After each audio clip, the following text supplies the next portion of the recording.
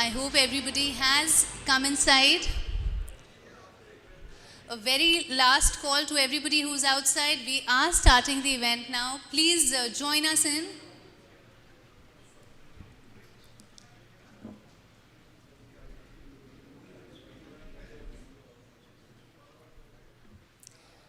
Okay. A very, very good afternoon to everybody present here. I, Divya Sharma, welcome you all to the Times of India's Right to Excellence Real Estate Summit 2024. Also extending a warm welcome to our online audience joining us from across the world. Right to is not just a concept. It's a movement powered by the spirit of excellence and empowerment, proudly backed by the legacy of the Times of India with a rich history of informing, inspiring, and uniting people. Before we begin the show, let me introduce our title sponsor for the event, REA India. It is part of REA Group Limited of Australia, which is part of News Corp US.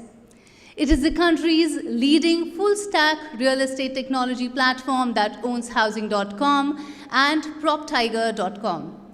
Now, REA India is the only player in India that offers a full range of services in the real estate space, assisting consumers through their entire home-seeking journey from initial search and discovery to financing to the final step of transaction closure. Now, REA India has a national presence with 24 offices across India. Now, with great honor and privilege, I will welcome on stage Mr. Prasad Sanyal, Business Head, timesofIndia.com, to set the tone of the summit and share the opening address.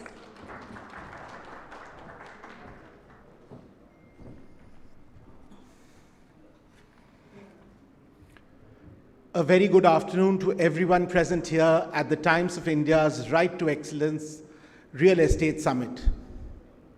Today we present here in the midst of eminent personalities from the world of real estate, housing, and architecture to take a closer look at India's fast evolving real estate landscape.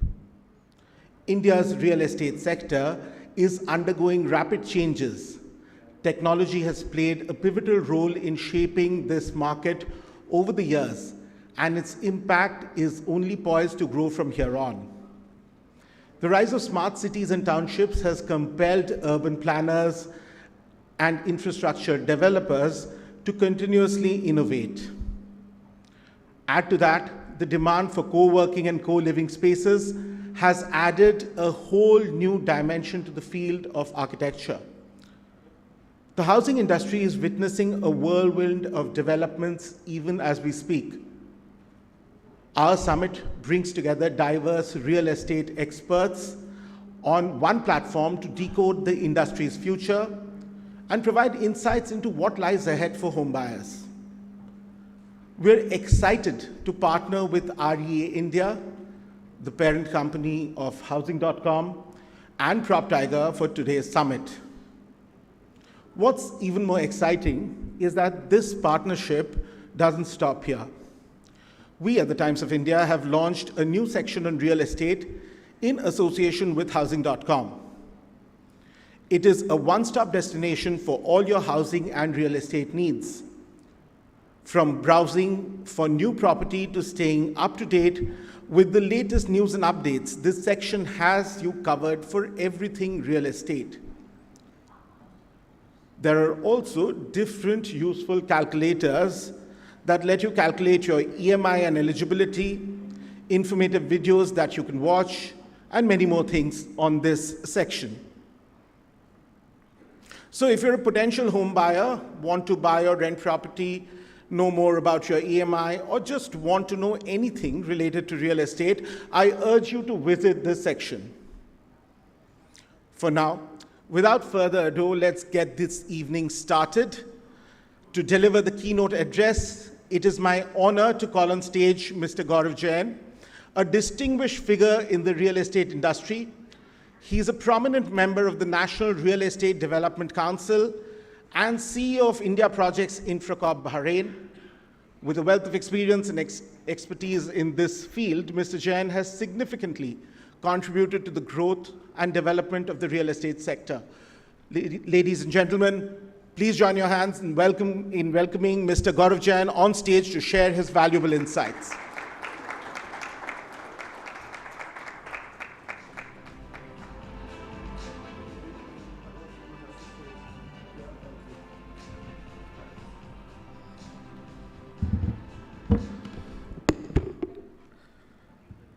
Hi, good afternoon, everyone. And Pradeep said it's an evening, so maybe it's an evening right now. We got a little delayed. It's good to be here, and it's good to be talking about a topic which generally, the fraternity of developers have little understanding, which is technology. We talk about AI, VR, so many things. So let me give you a little background. We at NAREDCO is a body which is under the aegis of Ministry of Housing and Urban Development. And we are now present in 12 states. Literally more than 10,000 developer members we have. Of length and breadth, I would say, starting from what we call as a smaller developer to the likes of Niranjan Hirandani, to the likes of Tata and so many other people actually. So what it does for us, it gives us let's say, bandwidth of more of a strategic understanding of the business as well as what needs to be done on the ground level for a normal developer to be delivering, I would say, what is today very, very important law which this country enacted of RERA.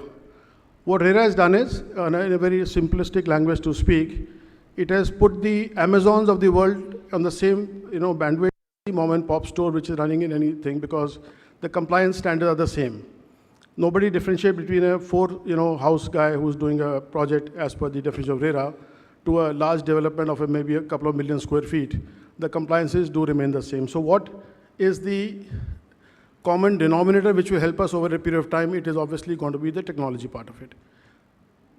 When you talk about a keynote address, I think the whole idea is to look at a context setting and what the expectations are. I look at a time when all of us at our age, 50 plus, have had bank accounts and had to go to the bank with a passbook which needs to be updated. I still have some of them at my house. But today, everything is online. Nobody needs to know. Every transaction which is done is sent to you through a WhatsApp or a message. You know exactly what's in your bank. And if you make a password, click twice, thrice, it says, please reset the entire thing. Similarly, on a share market, we had a time when everything was physical stocks, and now everything is demat thereafter. What has happened there is that technology has played a very, very important role, and I would say the industry has accepted that, unless they do a technological adaptation, let's say the spread of the business or the vastness of the business will not get justice. So today, I would say anybody is having a bank account online, couple of them, as well as, demat accounts, and which was not the case earlier. What is the real issue in real estate today is that there is a very, very little transparency. We talked about REA. Samir is sitting here from Property Equity, a couple of other friends of mine who have actually taken a lead to somehow bring in technological advances to be able to do what you call as an add to the transparency, remove the obstacles in terms of lack of knowledge, and see to it that the customer or the developer at the end of the day has something to be able to deliver to the clients very, very clearly. Now, what does it mean literally, so to speak? I have to sell a house today, and at the end of the day, do I have the best answer that how much I can sell it for? What are the trends moving forward? To some extent, they are extrapolating the current trends into the future, but then suddenly, as we see the stock market crash of today and yesterday, everything starts going down once, and then everybody says that, the crash is imminent. So therefore, we are only writing or publishing a newspaper from a larger extent, but how does it help the guy on the ground? One of the most important things going forward is that can we digitize our land records? There's a concept called blockchain. Everything is easily available. But irrespective of what you might say, and Nayan would, and Tarun would talk about it equally well, the only recourse to a bad land record is when you go to Supreme Court and the guy tells you that, there was somebody sitting 40 years back, and hence, the land which you bought is not yours, it also belonged to somebody else. So what do you do at that stage? Today, when everything is so digitized, everything is, on RERA platforms, RERA websites, why do I have to go to a land, let's say property registration process, which is equally time consuming, and you see this property registration offices across the country, they look the same, We are spending 7% of the property value to register the property. There's not even a decent toilet there. So why does one have to go to a property registration place to get the property registered is a very, very important question. Not that technology is not there. It only requires the change in the mindset of the regulatory framework, as well as doing something to the effect that it adds value to everybody. So the question is, what is being done globally? Is it being done locally also? There are enough softwares available, there are enough platforms available globally when we talk about AI, artificial intelligence for that matter. I had prepared a little presentation, but then I'm told that it's only going to be verbal, so maybe, I can talk about some names, but there are something called Zillow, for example, Now, what does it do? It helps you to create your analysis of the property in terms of rates and everything else, compared to what the builder is telling you, what the broker is telling you, what you need to be doing for yourself, and has a very clear benchmark. Today, what's my best answer for the property rates which is to be sold at or bought at is either the broker telling me or one of the website, but do I really transact on a website? Do I really have an elimination of the broker, though there's a company called nobroker.com? No, because this is still a very, very people-dependent process. So irrespective of what the output of the entire, let's say, discussion is, from a builder community, we are very sure that way forward is technology. We have seen so many builders now, kids are actually going into the property business, which was not the case 20 years back, because they have understood, they're well educated right now, coming from international universities and putting their, like for example, Naretco has a startup area called Proptech. We are supporting a lot of kids today who are young and energetic, have a different vision and ideas to look at Proptech from a very, very focused perspective. And some of the discussion we are having is an outcome of the problem which we have faced, and therefore the way forward from a technical perspective. Now, one more thing is, we're talking about sustainability. That was one of the themes given to us, Net zero is the way forward. 2047, we have to be net zero to a large extent, whether we are 50, 60, 70, 80, doesn't really matter, But what does it require? It requires, green building is not a net zero building. I think some of us keep getting confused whether green building is same as net zero. No, it is not. And the interesting statistics is that for us to be net zero, the upper echelons of the society who are today consuming from a number perspective 8.8 ton per year has to brought down to 5.5, and the lower strata has to go from 2.2 to 3.3. So the average will be around 3.3 or 4 as a number is concerned. How do you do that? Will anybody stop buying air conditioners? No. Will everybody stop buying cars? No. Therefore, technology plays an important role. BEE, which is Bureau of Energy Efficiency, has recently, or let's say not recently, a couple of years back, started concept of star ratings, 1 to 5 star. What does it mean?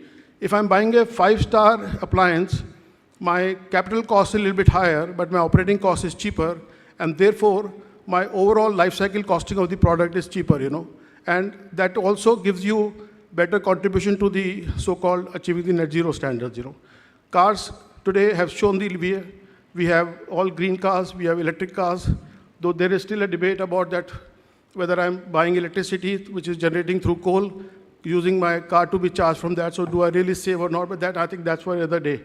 Question is, there is the advancement, there is a way forward, and I think real estate, the advantage is, we are virtually at the bottom of the pyramid in terms of technological adoption. Nobody can say that, our buildings are the best technology which we use at the end of the day. We are still using brick on brick. Precast is the way forward. 3D printing, I don't know, to be honest, to what extent. But the whole concept is, this is the only business which at the end of the day has a very, very strong adaptation possibility of every kind of a technology which you put in place.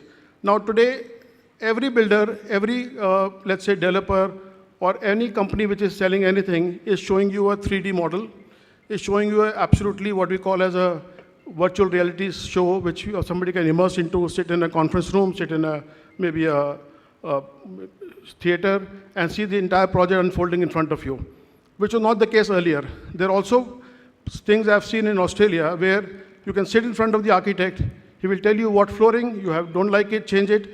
In half an hour, you can have 10 to 15 combinations of various interior finishes, and you can leave the place like a bespoke tailoring of a suit done in the best of the places in the world, and don't have to say that I don't like it because I don't understand what the architect showed me as let's say RL number XYZ on the paint part of it, or tile number ABC from a Kazaria catalog. So these are the way forwards.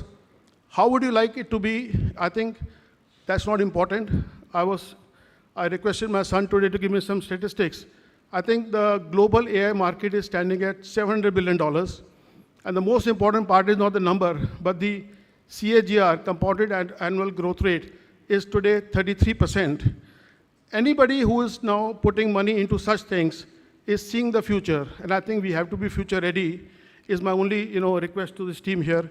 My clock is saying last 3 seconds or 4 seconds. So thank you. I wish all the best. Times of India are doing a great job. To somehow to say right of excellence is not easy. That also in real estate business. But I think you're setting good standards. Thank you, everybody.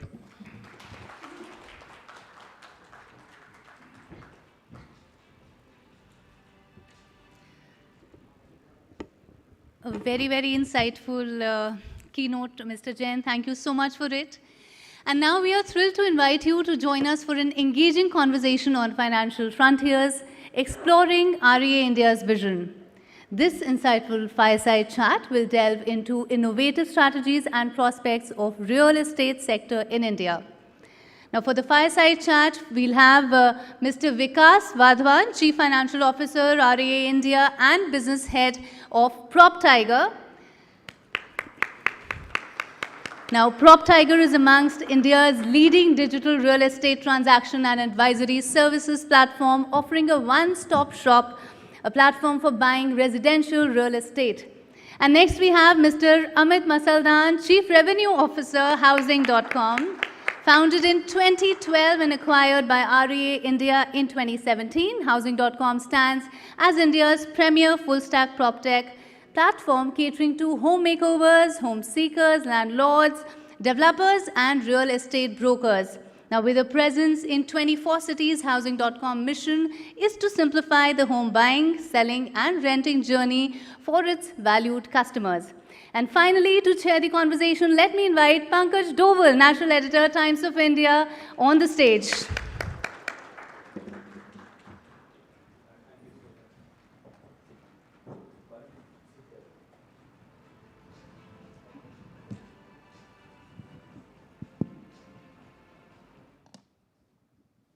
So thank you very much for joining in this engaging conversation. I think across India right now, there's this mood of FOMO, as we were discussing outside, that people who bought the properties are very happy looking at how the prices are going up, and people who have not bought are just waiting on the sidelines that I've missed something. And so they have this fear of missing out, so they are buying at whatever price if they can lay their hands on it. And, I was looking at some reports, and I was looking at a JLL report which said that last year, we had record number of sales in terms of residential properties, and they say the trend is here to stay. But you guys, now it's digitized. You guys get a lot of footprint on customer behavior.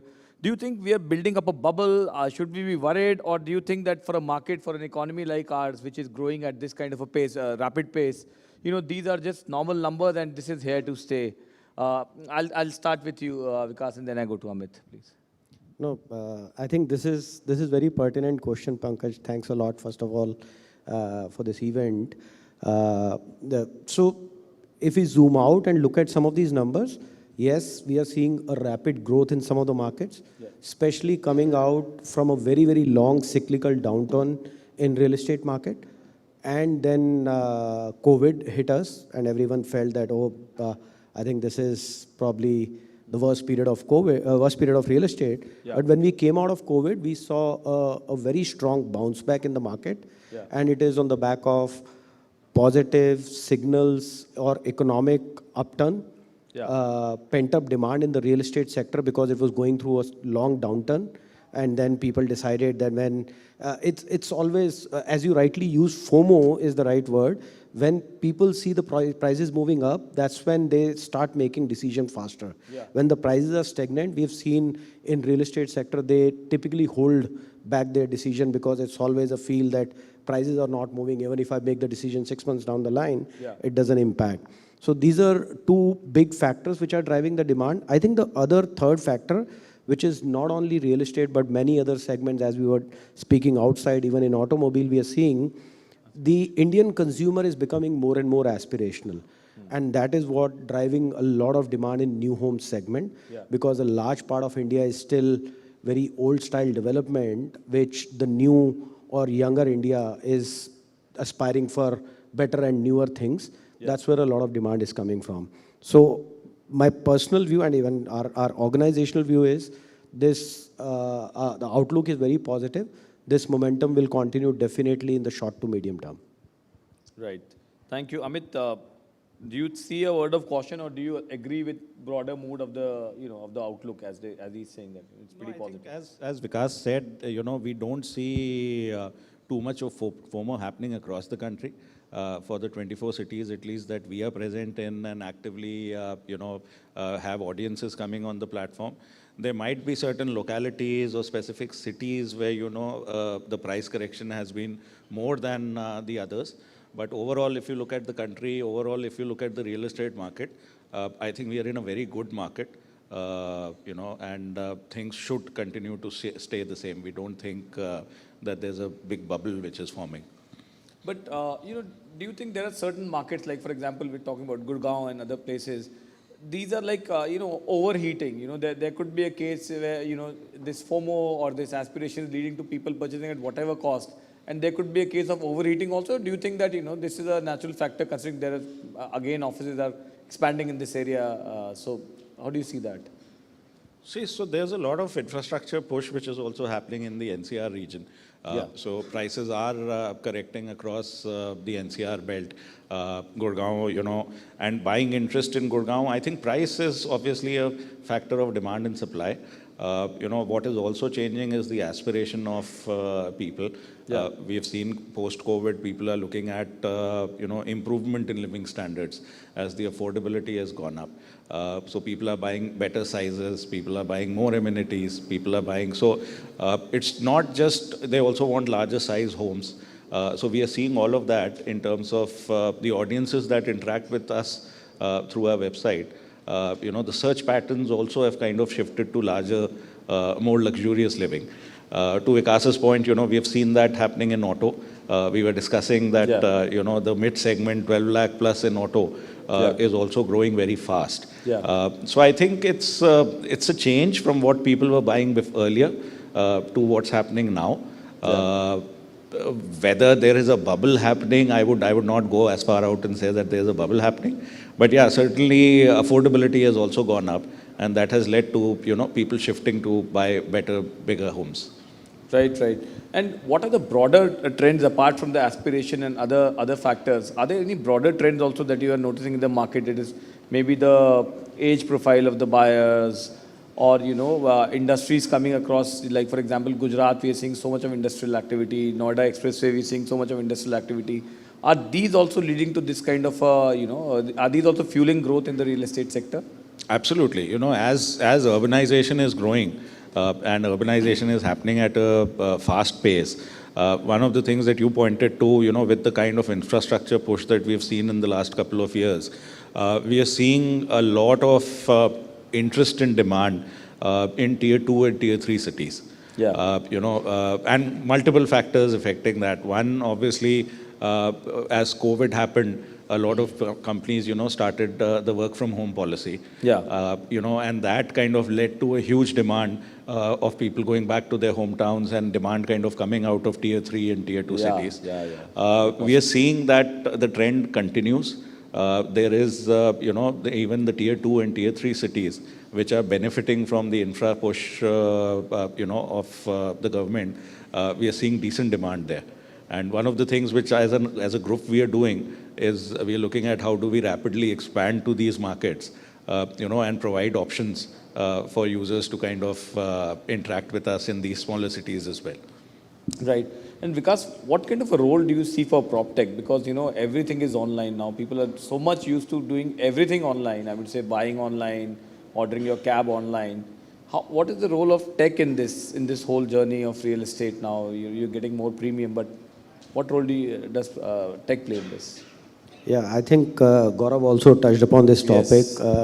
And unfortunately, real estate has been lagging behind in terms of adoption of technology. Yeah. How we look at it, there are three areas where technology can change the overall real estate landscape. The first and the foremost is the search and discovery.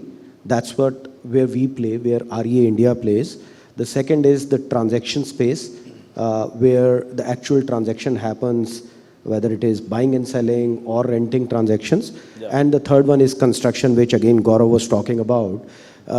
Search and discovery, I think there is a rapid technology adoption which has happened, especially after COVID. In fact, pre-COVID, we always used to look at some charts and we always said that real estate, even in the search and discovery space, is lagging significantly behind maybe automobile sector or maybe recruitment sector and so on and so forth. But it has to happen, right? After COVID, we saw a very rapid adoption and we saw the audience on digital platforms growing rapidly, and that's what we realized on our housing platform, where we took disproportionate share of audience in the market and become the largest platform in real estate ecosystem. So search and discovery helps in kind of providing transparency to the consumer when they start looking for home. Because typically, if I belong to a particular locality, I know that locality. And if I want to move to a different city or a different locality, I think these platforms comes very handy, gives you a very good overview of what that locality is all about, what kind of price trends are there, what kind of community you can find, and then eventually how do you get connected to the sellers, whether it is home owners or it is developers or it is the broker partners. Yeah. If we talk about the transaction and construction space, I think these are two areas which are lagging behind, and I think we as an industry and also as a government has to do a lot if real estate has to contribute big way into the GDP growth aspirations of India. So right now, GDP contribution of real estate is around 8% in India. If you look at most of the other markets, it's 12 to 13%. And if India has to become whatever 5 trillion or 7 trillion, whatever that number we pick, I think that 12 to 13% has to, we have to reach there. So how do we solve the transaction with the use of technology in real estate ecosystem? It's still very complicated. I'm sure most of us sitting in this room are not very comfortable with real estate transaction. It's cumbersome, it's very opaque. Can we use technology? Can the government of India come up with a UPI kind of a tech stack which can be leveraged by the states where the transactions can happen digitally? When I say digitally, obviously the buying and selling won't happen digitally, but at least the transfer happens digitally, so that once I get the property, I'm super confident that this property belongs to me now. There are no litigation, there are no ownership issues, and so on and so forth. The third and last is obviously construction space. The construction life cycle is still pretty long in India. And I think if we have to grow it in big way, that has to be solved. And it has to come significantly down, at least by 50 to 70% in terms of the construction life cycle. No, but Gaurav also made a mention of transparency, that there needs to be more transparency in the whole system.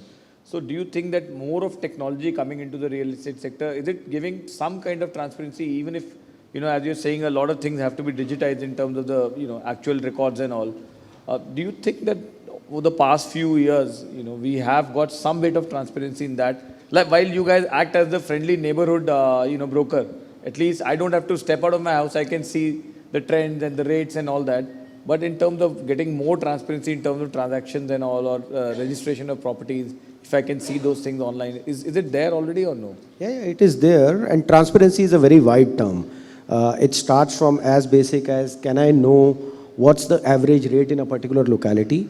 Can I know who are the sellers in this particular locality? What is the supply available in that locality? To as granular as what's the last transaction price in that particular locality. So these things are already sorted, and I think what we were discussing even outside, the biggest challenge which a buyer and a seller face when they enter into the property market, what is the value of this house, right? Or what is the value of this property? That is still very opaque, and it is because it's not a homogeneous product. Yeah. Every property is unique in itself.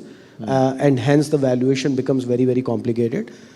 We are doing a lot of stuff in terms of automated valuation. We provide that information to our consumers as well. That has to mature, yes. It has to significantly mature over a period of time. But I think on the back of AI, we are pretty confident that this will continue to grow, and it will provide a lot of confidence to the consumer that they are transacting at the right price because they know what the value of this property is. So these are the areas where I think the transparency is sorted by, to a large extent, by the digital platforms like housing, and it's going to go further up in the years to come. Right, right. And Amit, sitting here, we know about a lot of bigger towns and cities where, there is a big interest. But when you mention that it is beyond that also, which are the smaller states or cities where you're seeing a lot of traction? Can you name some of them? Maybe are they in the north, south? Is it happening across the country? How's it like? See, I think the urbanization and affordability is rising all across. I would say we have, the very demographic of the country is that there are far more people living in the north than in, the other regions. So you have typically larger tier 2, tier 3 cities, a large part of them are here. But we are certainly seeing, all state capitals. Majority of the state capitals, whether as from a classification perspective, they fall in tier 2 or tier 3, it's different. But everywhere we are seeing a lot of interest.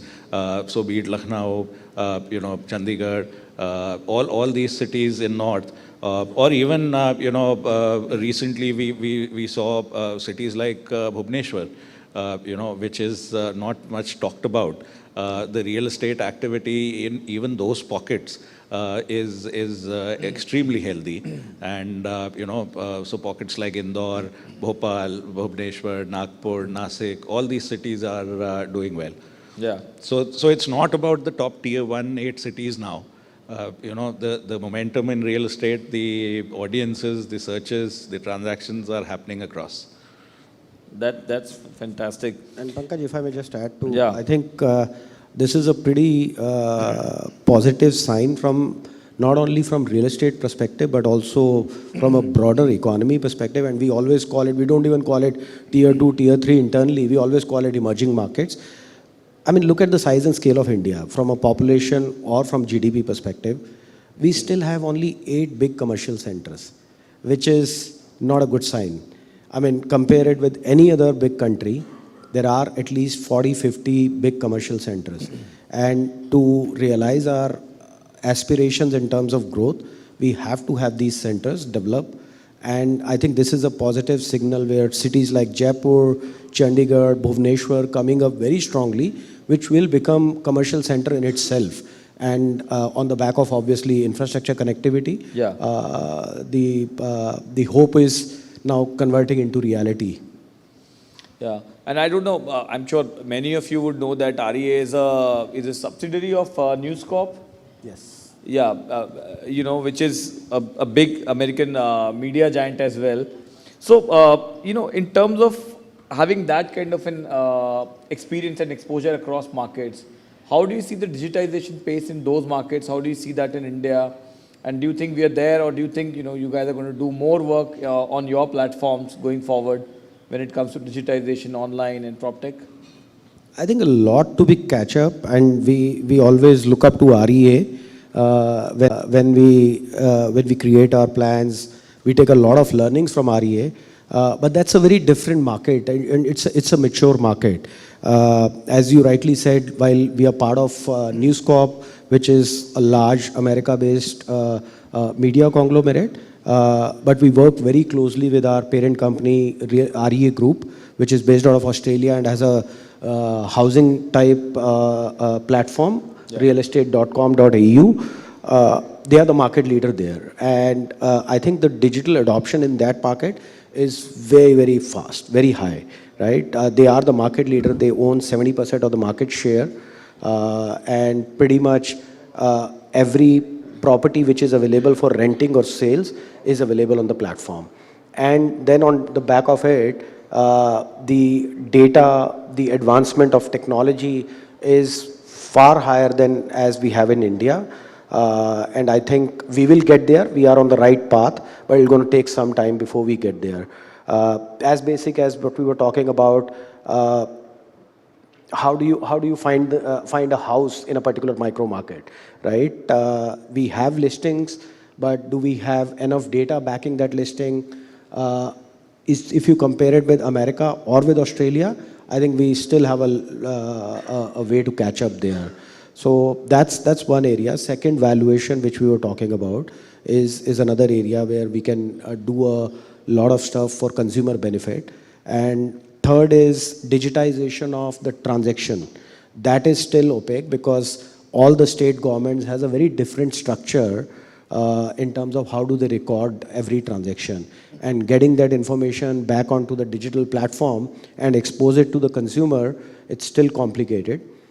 We are doing a lot of stuff there, but I think will still take some time. I'm sure it's building up because we are so much used to digitized platforms. So it's just a matter of... And I think there, if the government actually took a good positive step by having a federal law like RERA and then left the implementation to the states, I think government should look at some kind of a federal framework for real estate, which then exposed to the states. Otherwise, 30 different states have 30 different way of implementing laws will be complicated. We are a democracy and we are a nobody democracy. wants to lose the we power, are a democracy. Especially over real estate. And I think that's I think we should be proud of. Yeah, absolutely. And Amit, talking about technology going forward, like, do you guys also look at things like AI and AR and VR, immersive experiences for customers?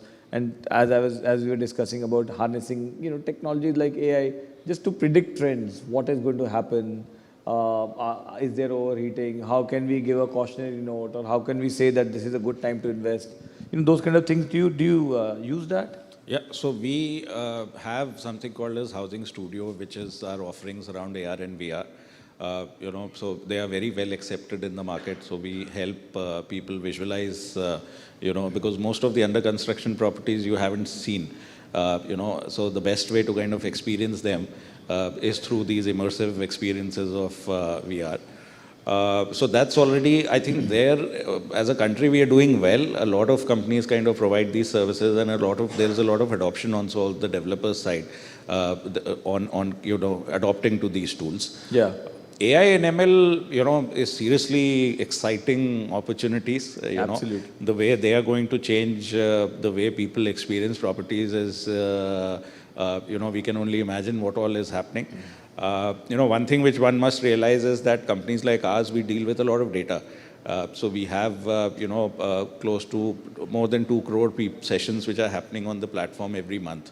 So kind of how AI will kind of help us is to work on this data to ensure that how do we make searches smarter, how do we throw more relevant results to the users, how do we interact with that user better, are there chatbots that we can apply, can we engage better with the user. So both AI and ML, I think we're just about scratching the surface. The future, the amount of work that needs to be done, and we as a company have kind of started making those initial investments. Thankfully for us, we are leveraging our international experience with REA. So the teams are working together on AI. Yeah. So it's not new development for India. Whatever we develop in Australia for the Australian or the US market, we co-develop and we kind of bring the solutions together.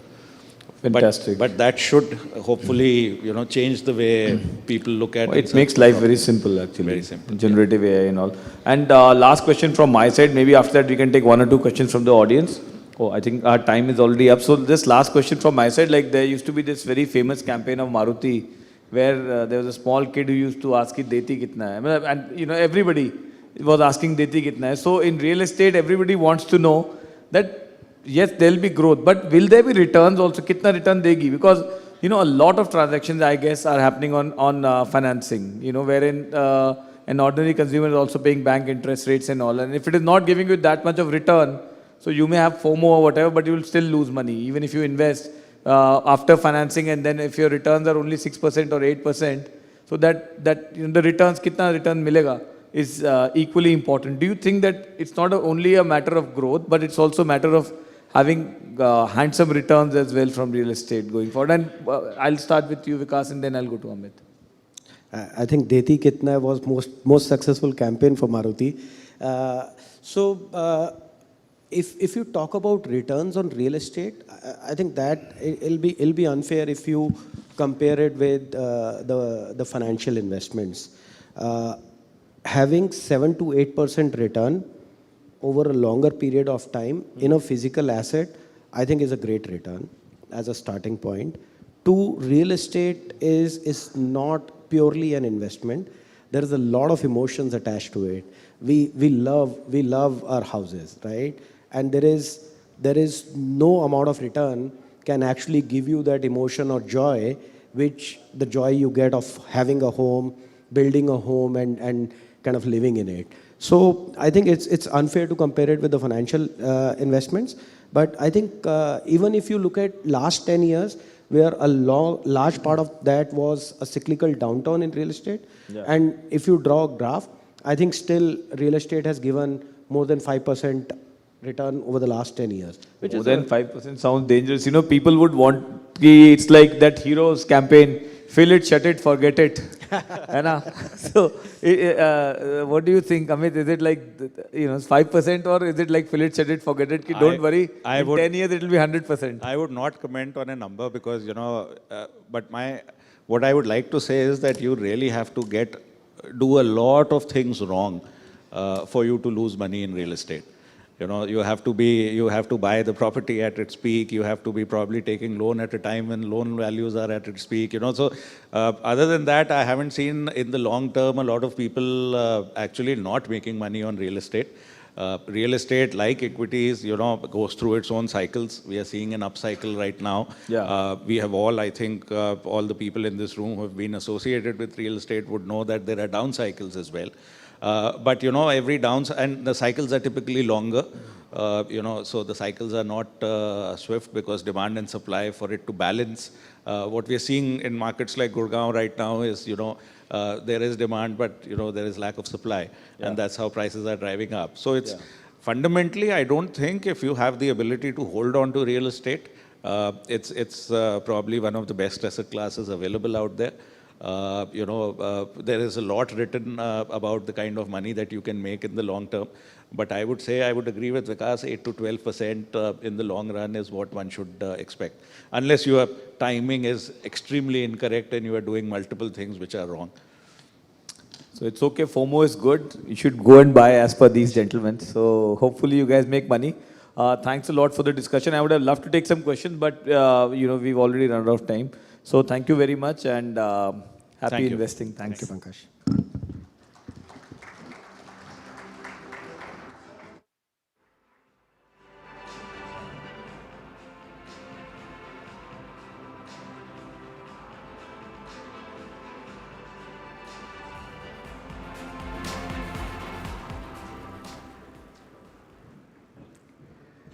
So that was a great conversation.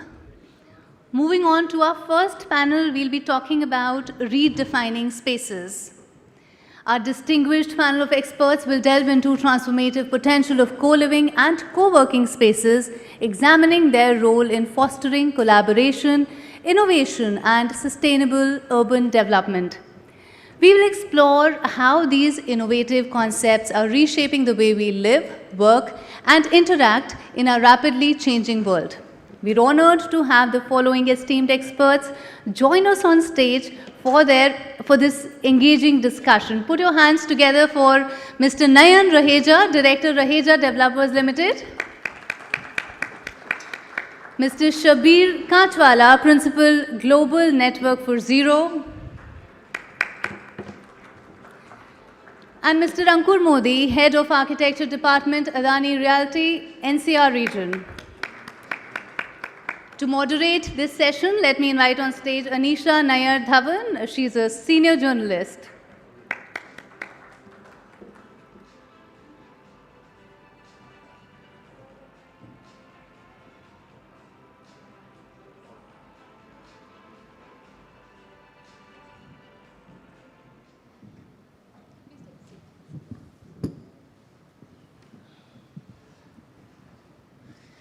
Thank you, gentlemen, for taking the time to come here.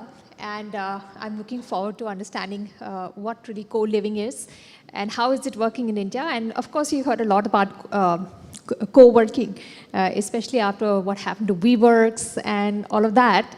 So first, I would like to come to Nayan, and I want to understand from the developer side. You know, the COVID pandemic, and the lockdown was like a doomsday for co-working spaces.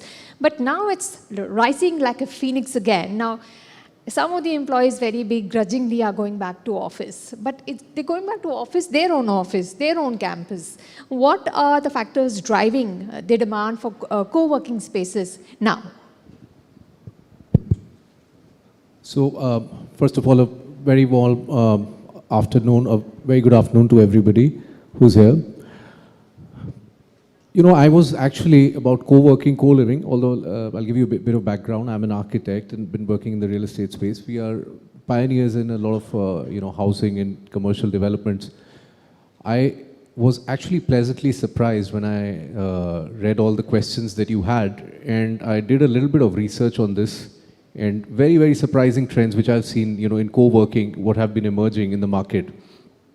So between 2018 and 2025, there has been a growth rate of 30% in the co-working space, and almost about a 30% share of about 8.5 million square feet of office development across the country is actually being used by co-working, which is a sizable percentage. Some other trends which I want to talk about. Although there was a 50% drop in leads, inquiries, space consumption, but it is supposed to surpass 50 million square feet by 2023, that was last year, and with a market valuation of $2.5 billion. As of right now, as what we understand, 2023, there were about 1 million seats across the country. That's 10 lakh seats across the country. I had a very different opinion on co-working before I actually did my research on the topic, and I was very pleasantly surprised to see that there is actually a very, very steep growth rate that's happening in the co-living space, co-working space across the country. All right, so we've got the trends. Ankush, I want to understand from you, what were the learnings from COVID for developers, for architects, when it comes to designing co-working spaces so that they become somewhat flexible to the extent that if there are these exigencies, they still manage to withstand the, the fall in occupancies, etc.? Thank you for asking that question, and good evening. It's a beautiful and lovely audience we have here, and thank you for having me. Like Nayan, I also come from an architectural background, and it's a pretty relevant question to ask me and him. I do agree in terms of, while we actually had all gone through this, I would say, a very dramatic pandemic situation lately, but surprisingly, and the data speaks about it, the co-working as a culture, I think it has really picked up well, and it has a huge potential in future. So I do agree with what he's talking about it. And so when I would say a pre-pandemic conditions, I think we come from a kind of a working society which easily gets influenced with a lot of Western culture and Western way of working. But somewhere we forget in terms of where our roots are. So we all come from this background where we used to have initial businesses or the workspaces which was right within that community living itself.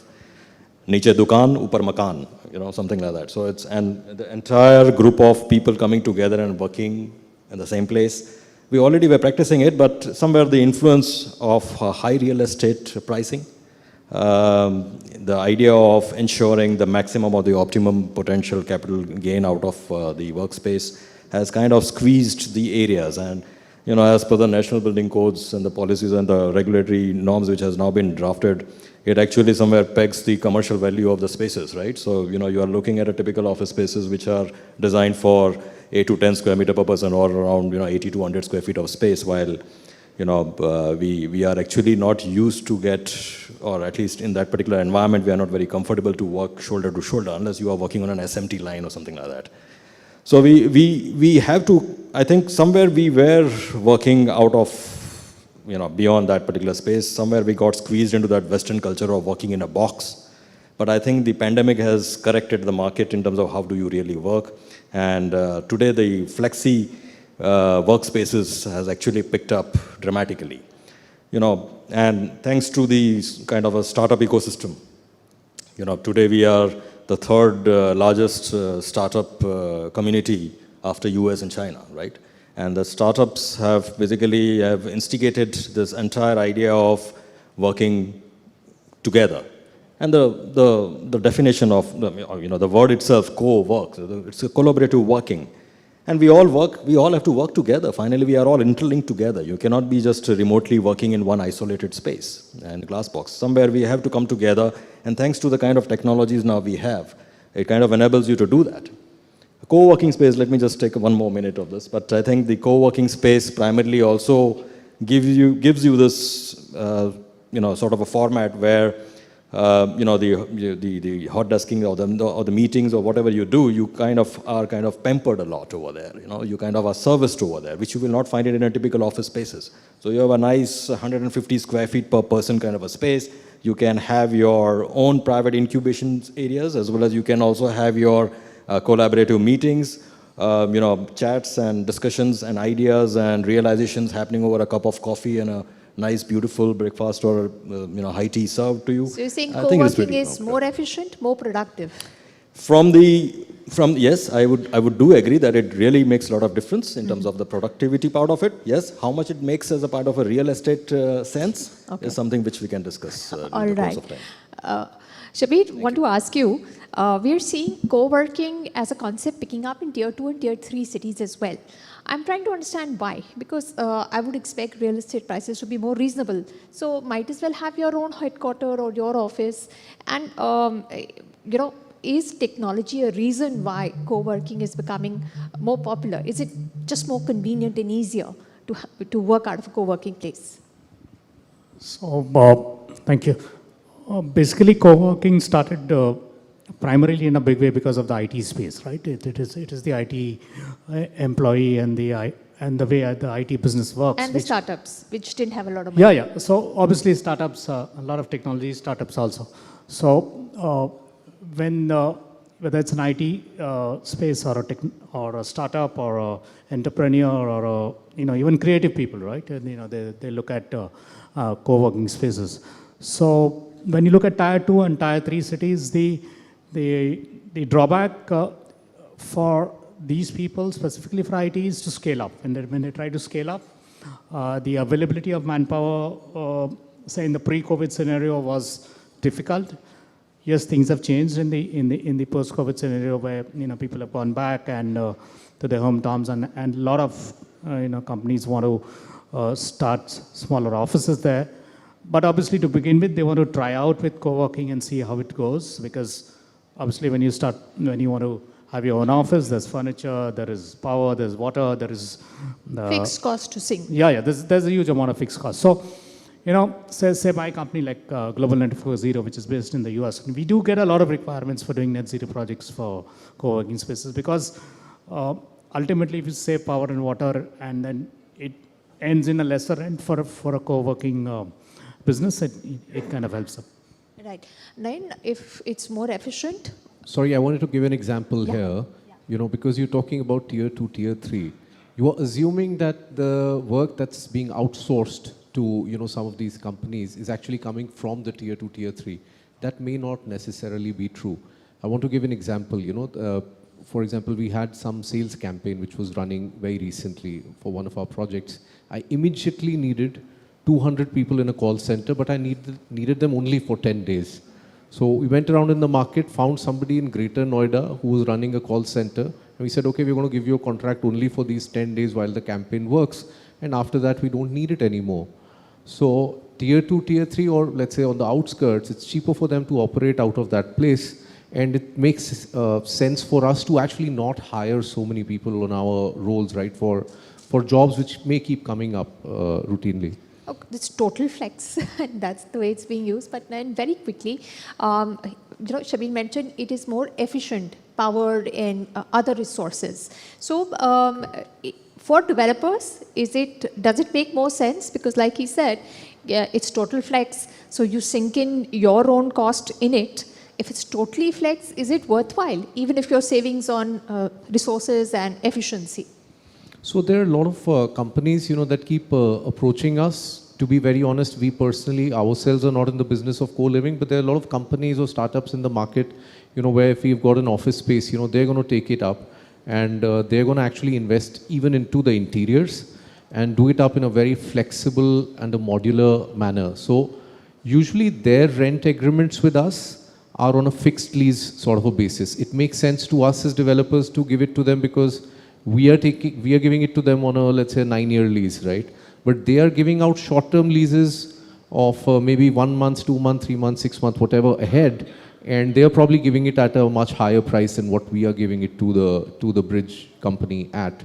So of course, for us it makes sense in terms of long-term leases, and for them it's making sense because they're making a margin ahead. Ankur, I want to come to co-living since you're running out of time.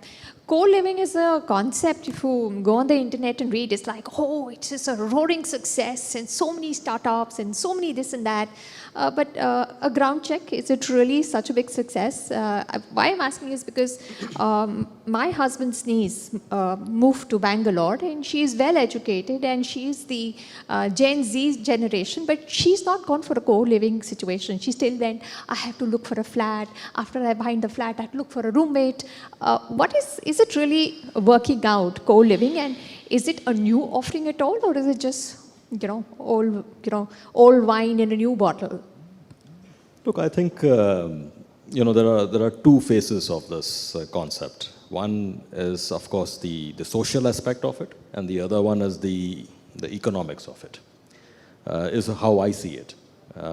Primarily, the social aspect, is kind of, I would say it's not being, it's not very popular in our Indian context as of now, unfortunately, because of the kind of mindset we have.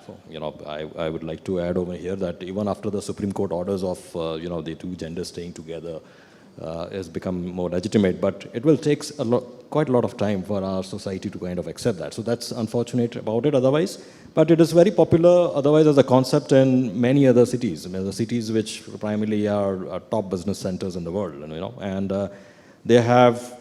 So if I have to address first on the social aspect of it, then primarily I do believe that the co-living cannot exist only in isolation. It has to be a part of an overall ecosystem. Appropriate campus and appropriate infrastructure, which kind of promotes more of a healthy living and a better environment, which kind of inspires the youth to come together, work together, stay together. Everything happens together collaboratively is something as a larger picture and a collaboration can be done.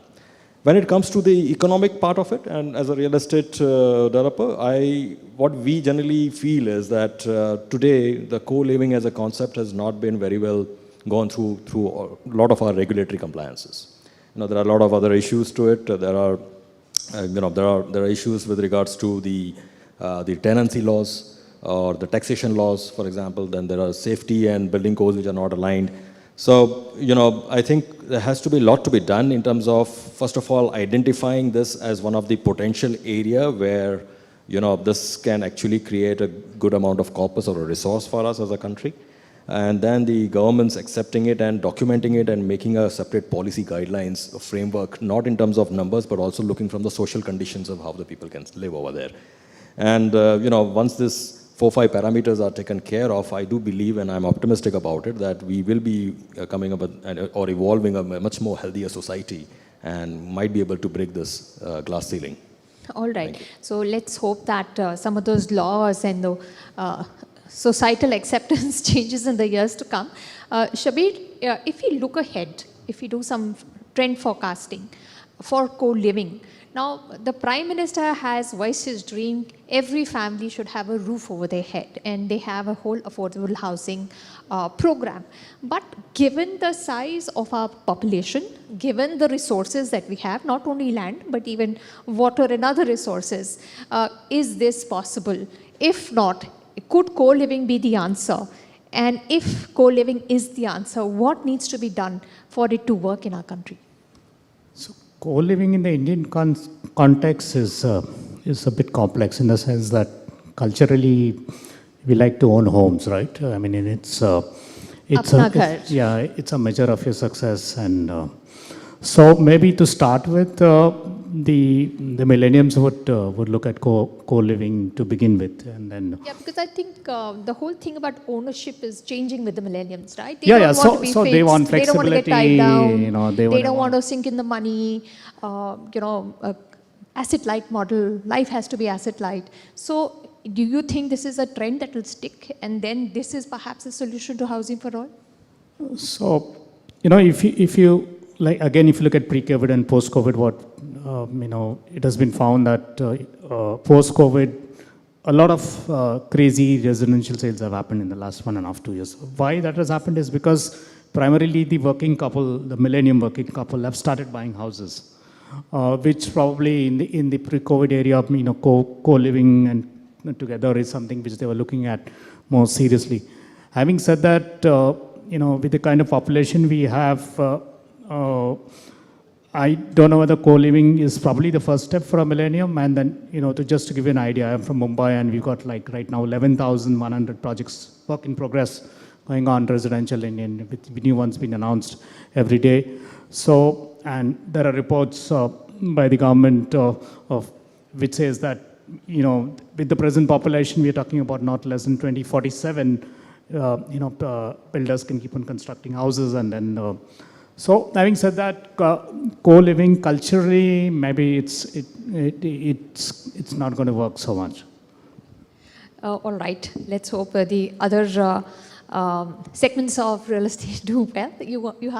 You want to say something? Yeah, We'll take it as the last word because we're out of time. Sorry, I wanted to add something to this and share a personal example. Right? First of all, we must understand what co-living actually is. You're comparing it to housing for all, but I think the closest comparison is actually with long-term rentals rather than property ownership, because fundamentally co-living is being used by students, people who are using it just as a short tenure accommodation, right? They don't want to be locked into long-term rentals or long-term ownership, right? And just look at it this way. If you've got a 3-bedroom apartment and there are, like he said, Mr. Ankur said that there are very few laws around it, that there's a 3-bedroom apartment, there are 3 couples with kids living in each one of the bedrooms. Do you really see this happening? It is just from a society perspective, social perspective, that kind of thing. I think India has not reached a point where society is sort of woven in. I want to give a personal example. We had one of these co-living companies which approached us, and they wanted a tower in one of our ready move-in projects. And fortunately at that point in time, back in time, we had quite a few apartments which were available, within a tower. So we said, okay, fine, we're going to do this deal with you with the co-living thing. You go ahead and you can rent it out to students or whoever else you want. We took it to the RWA because it was already occupied. We had to get their approval. The RWA had so many things to say about this, from the perspective of what time people can enter, what time they can exit, at what audio decibel can they play their music, and what kind of guests can be allowed. They want to be sure it will not be allowed for any other kind of illegitimate sort of purposes, right, where people want to stash documents or money or, any other XYZ kind of things. So I think a policy, first of all, for co-living is not existent. First, that needs to come, and then some clarity can come on how this can evolve in the future. If I may just add to what Nayan just said, I think, and that's what I also said earlier, that a co-living actually cannot exist in isolation as a one single space or a unit or a tower otherwise. It has to be either combined with some kind of a functional or an institutional usage. It has to be more like a campus. It has to have its own set of ecosystems. So, it could be anything. It could be a its workspace. regulations and guidelines and laws. Absolutely. There could be recreational facility. There could be so it's a campus. It has to be seen from the campus and then drawn into the granular level part of it. If government has to basically break the social mindset in Indian context, then I think regulatory norms in terms of promoting such things is important. I think we should not look at it from the taboo perspective. I think we should look at it from the potential growth for the youth and the idea of them exploring new opportunities by coming together, working collaboratively. Again, the co is what should be used more rather than looking at from the other side of the bench. All right. Thank you so much, gentlemen. We're completely out of time. We close this discussion here. But thank you so much for telling us about your views. Thank you.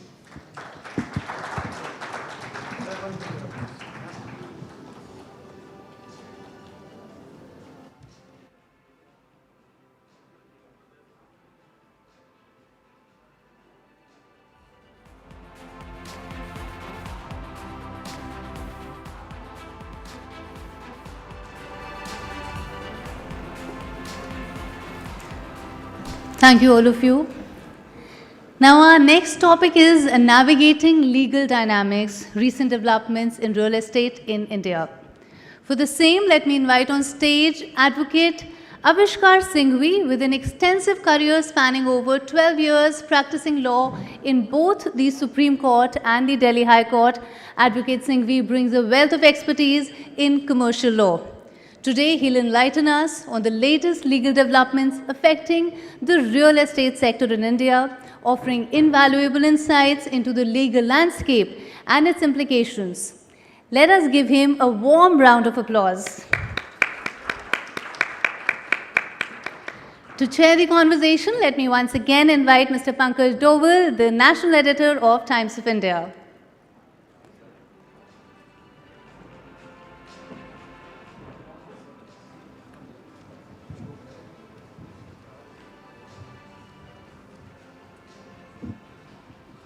Thank you so much. Thank you so much, Avishkar, for the time. Thank you for having me, Pankaj-ji. You are a young guy speaking on a very important topic, huh? Because, earlier in the day, like just 2 sessions back, we were discussing about this whole issue about, people facing this matter of FOMO when it comes to real estate. So they are, just investing because they think that some others are making money. And so let me also get into real estate. And there is also this herd mentality coming into the sector. Unfortunately, sometimes when you get stuck, you don't know how to get out of it. So do you think that legally, are we equipped enough to handle cases of disputes when it comes to consumer cases in the real estate sector? Do you think that one should take chances in real estate sector? Or do you think that laws, we still need many laws to actually make it a very foolproof system for the consumers? Well, I think at a general level, the real estate sector over the last, I would say, 10 to 12 years has undergone a seismic shift in terms of regulation, in terms of the proactive approach by courts, and in terms of several other measures that have been taken at the state level. Yeah. Because we must remember that land is a state subject. Yeah. So no matter how much central regulation there comes in the form of the RERA Act or the Consumer Disputes Act, yeah, or any other legislation by Parliament, the states will have to nuance it and develop their own remedies on the basis of their own problems that they face.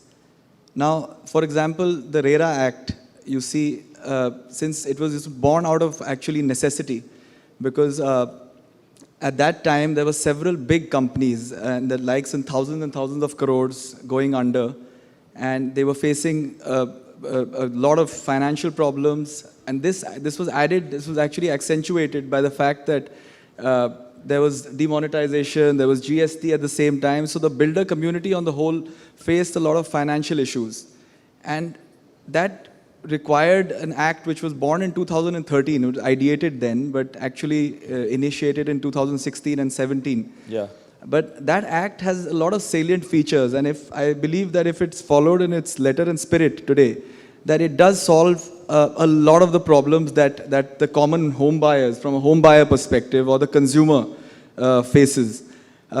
For instance, just to highlight a few, I'll be very quick in the opening, but just to highlight a few problems, for instance, every builder now must be registered with the real estate authority. There are severe fines for misrepresentation in their brochures. They must have the same terms that they offer in terms of interest payment for the builder and for the consumer. Then there is, a consumer court can always enter and say that, okay, if a contract is unfair, then the consumer court can always come to the rescue of the home buyer. So there are several initiatives that have taken, but on a larger macro level, I think that there has to be a balanced approach when it comes to not destroying the builder industry completely, because they actually are serving a great public interest. So although we must take measures to safeguard the home buyers, but at the same time realizing the extraneous factors that constantly impede and affect the functioning of the builder industry. So overall, a holistic view has to be taken, and I think that we've come a long way, but there are still a lot of measures that can be improved. And at the state level, like I said, there's a lot of measures that can be taken. But when I was discussing this issue with you initially, you told me it's like a David versus Goliath kind of a battle, that many of the contracts are, are one-sided in favor of the builders. There have been cases like that. Do you think there has been some improvement in that? Or even now, it's like you take it or leave it kind of a scenario when it comes to the buyer? Because the buyer likes a project, wants to invest. When he goes to sign the papers, then he realizes that it's just one-sided. He can't do much about it. No, absolutely. You're absolutely right. And I think that problem is further heightened when the builder has a very famous brand, or the builder is a well-known brand in the market. Yeah. They are able to charge extremely high premiums for the brand. Yeah. And then the rate is almost 20 to 30% more than what an other builder in the same area would be able to charge. So it is a one-sided street. But now, and this is a very recent development, that Supreme Court in a recent case of Ashwini Upadhyay, I think before the Honorable Chief Justice, has asked for a sort of a uniform model builders-buyer agreement, which is going to be all for the entire country, and for each state they will have an addendum at the end of the agreement, so that each state can make their differentiating factors and add their complexities at the end. But as far as your question is concerned, whether the unequal or the non-level playing field between the home buyer and the builder, that will remain.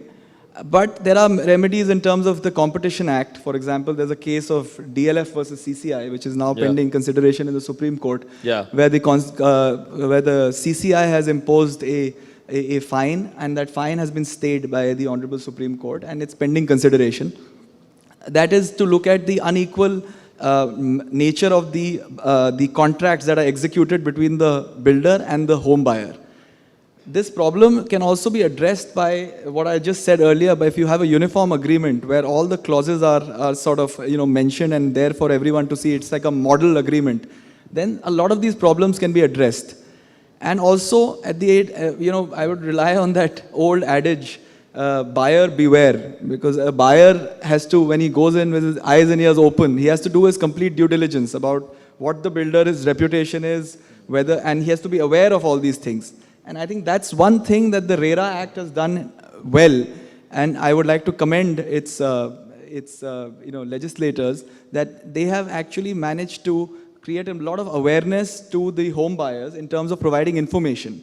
In the prospectus, in the memorandum issued by a builder before he launches the township or the community, he must provide complete disclosure of all the information. And I think that sort of helps, that information gives the home buyer enough knowledge to make an informed decision.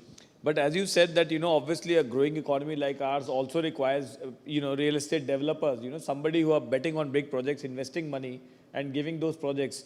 So have you seen that post-RERA, the builder community is also getting a little bit of a positive limelight in terms of, they are being seen as nation builders. Yes. If they are adhering to whatever the timelines are, or they're not diverting money. So yes. RERA kind of puts a template that this is what you're supposed to do and this is what you're not supposed to do.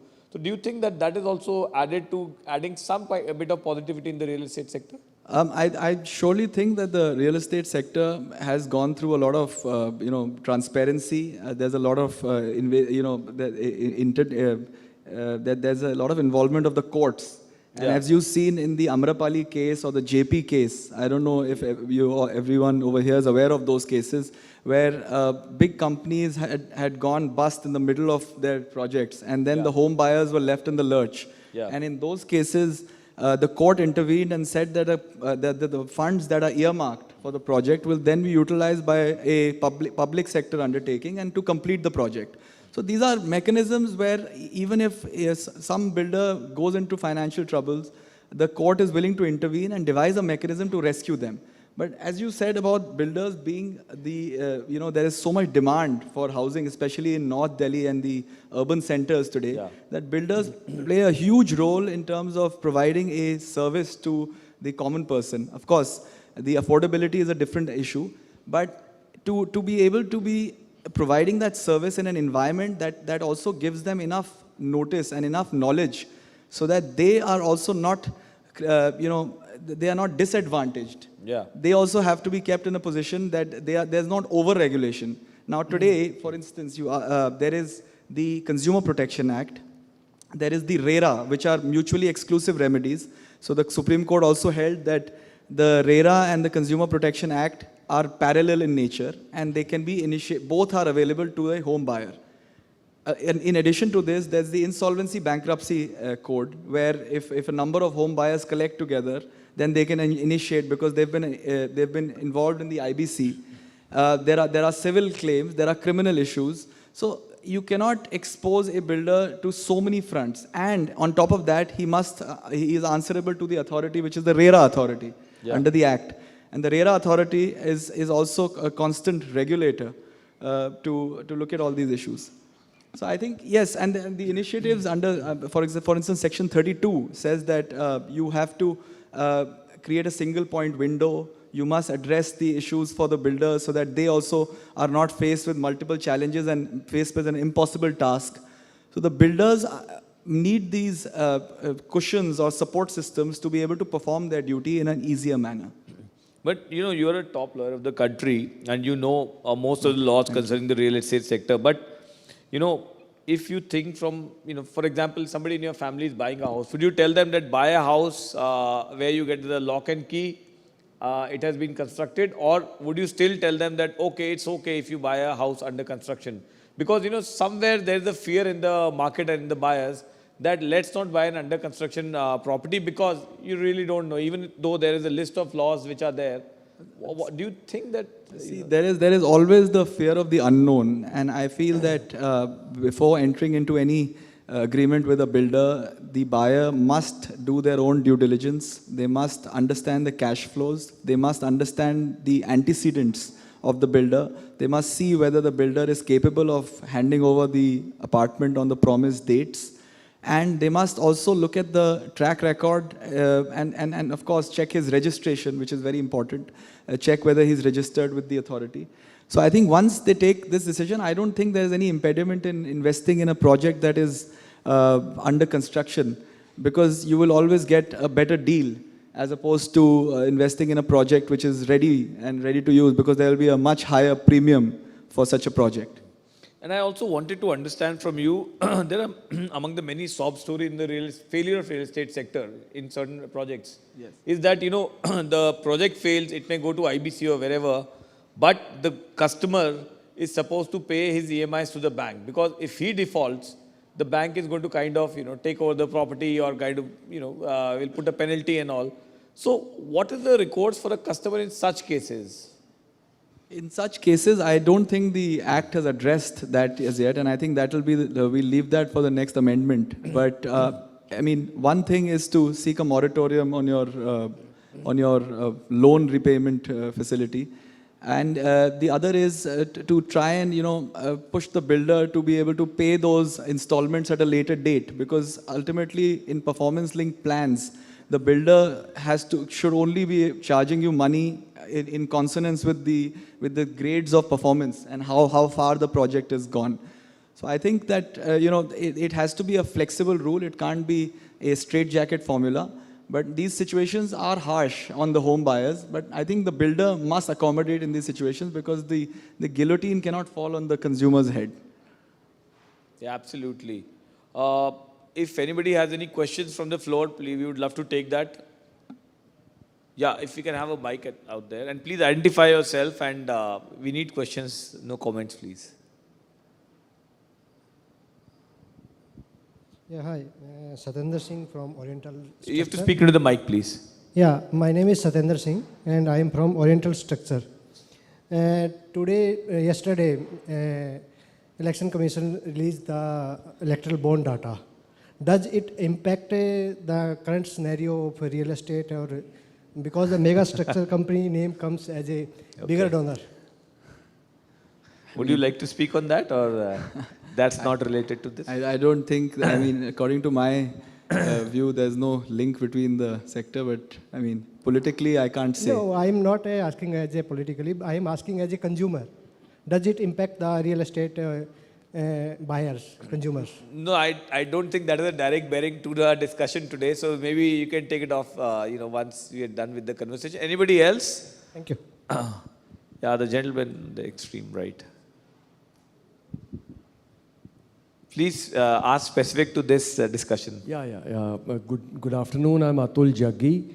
My question is, I've seen, if you see the building sector in India, and if you compare it with, say, the Middle East, Dubai and things like that, why can't the consumer be safeguarded without, investing a major amount except for the down payment, maybe a 10%, 20%?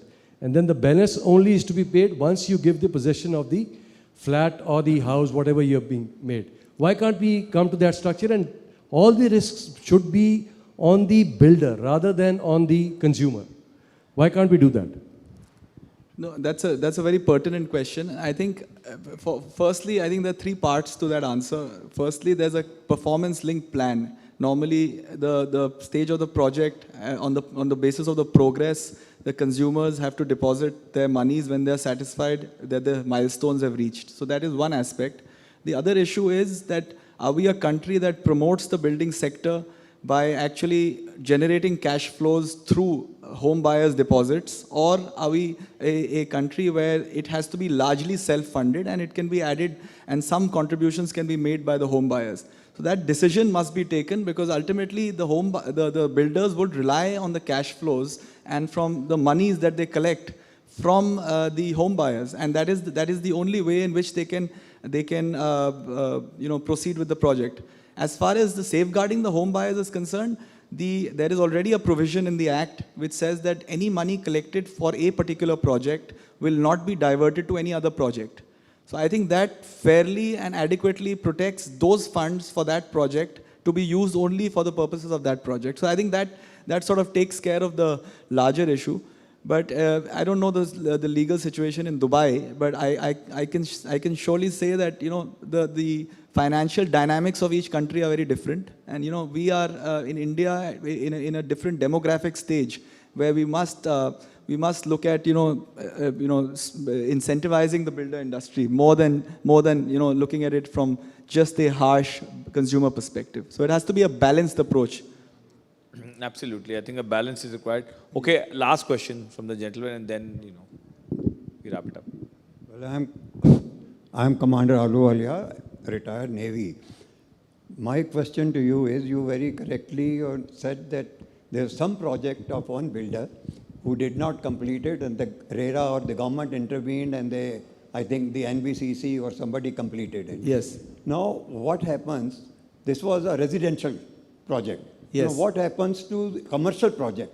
We have invested into a commercial project, and the builder has run away. The structure is standing there. Who is going to bear the cost of completing it? He still owes money not only to the consumers or the investors, but he owes money to Greater Noida Authority also.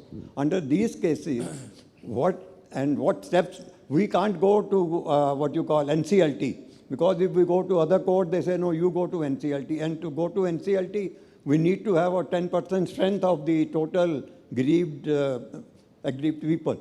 So what is the way out for investor like us? First question would be, sir, that whether the matter is already in the courts. Because the case I was referring to was the JP case and the Amrapali case, which was for residential buyers, where the courts devised the mechanism to safeguard the interests of the buyers.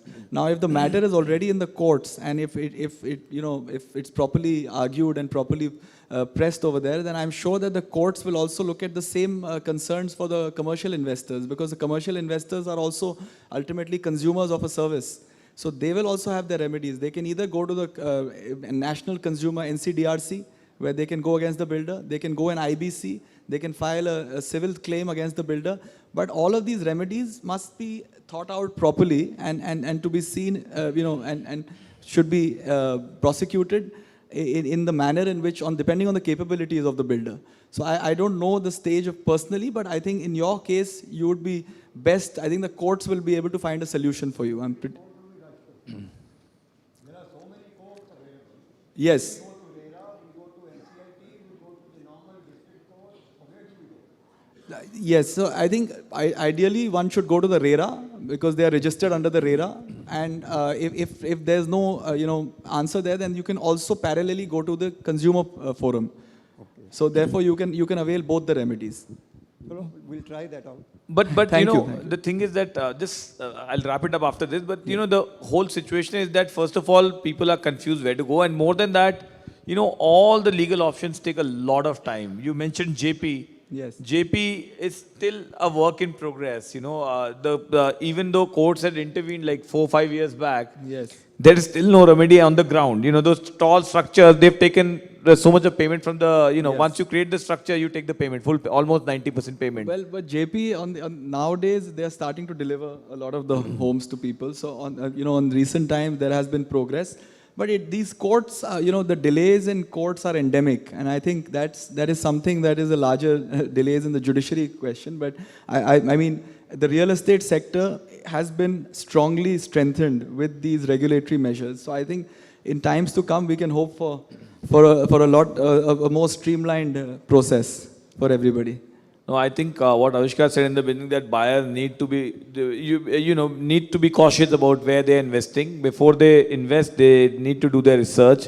Obviously, legislation like RERA are doing their bit in kind of creating a little healthy ecosystem. But then, a lot of caution needs to be followed in big investments like that. On the other side, he's saying that, the sector should not be overburdened by too much of regulation also, because, somebody has to build the houses and somebody has to build those commercial complexes also, because we are an economy which is growing. We need all that as well. The only last thing that I just wanted to touch upon was that, across India, because of the nature of, diversity in our country, there's a huge lack of uniformity in terms of the approach to RERA, the approach to regulation, the approach to a builder project, and in fact, even the agreements and how each agreement is interpreted. So I would say that once there's a uniform approach across the country, I think a lot of these issues will be worked out on their own. And I think the Supreme Court is taking the lead in these matters and is keeping a watchful eye over all of these things. So I think hopefully better times are in store for all of us. On this optimistic note, thank you so much. We Thank hope you. to see more of you, and thanks Thank for you. all Thank the you. insights. Thank you so much. Thank you, everybody.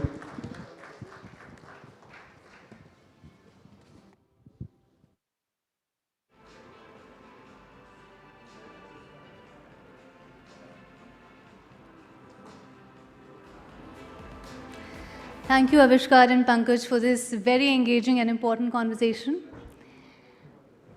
Now, in today's rapidly evolving real estate landscape, technological advancements and revolutionizing the way we buy, sell, and manage properties, from strengthening transactions to optimizing building operations, technology has become an indispensable tool shaping the future of the industry.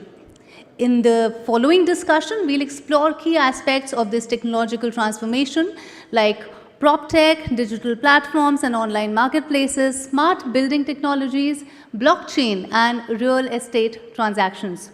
To delve into each of these areas to understand their significance and the impact on the real estate sector, let me invite our next panel. We have Tarun Mehrotra, Business Head Northeast, and Tata at Tata Realty and Infrastructure Limited. We have Sameer Jasuja, founder and CEO at Proptech, and Ashish Kukreja, CEO Homespy and MyMagnet.io. To chair the conversation, I'll invite Anisha Nair Dhawan once again on the stage. Can we please have a round of applause for this esteemed panel?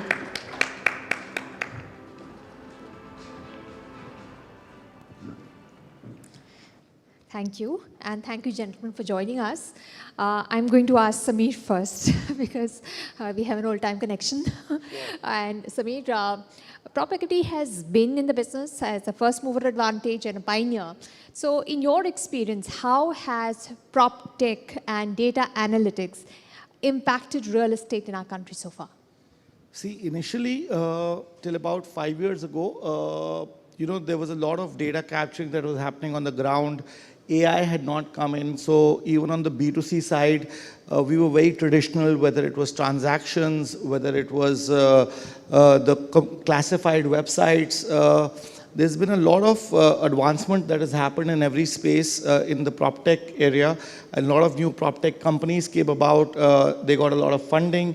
And this sector has really evolved over the last 5 years, and it's starting to mature out, whether it's in the transaction space or the classified space or the data analytics space. And of course, construction technology space, I think there's not much happened yet, but there is a lot of anticipation of a lot of things happening because of that. But artificial intelligence and machine learning is playing a big role in all these three segments.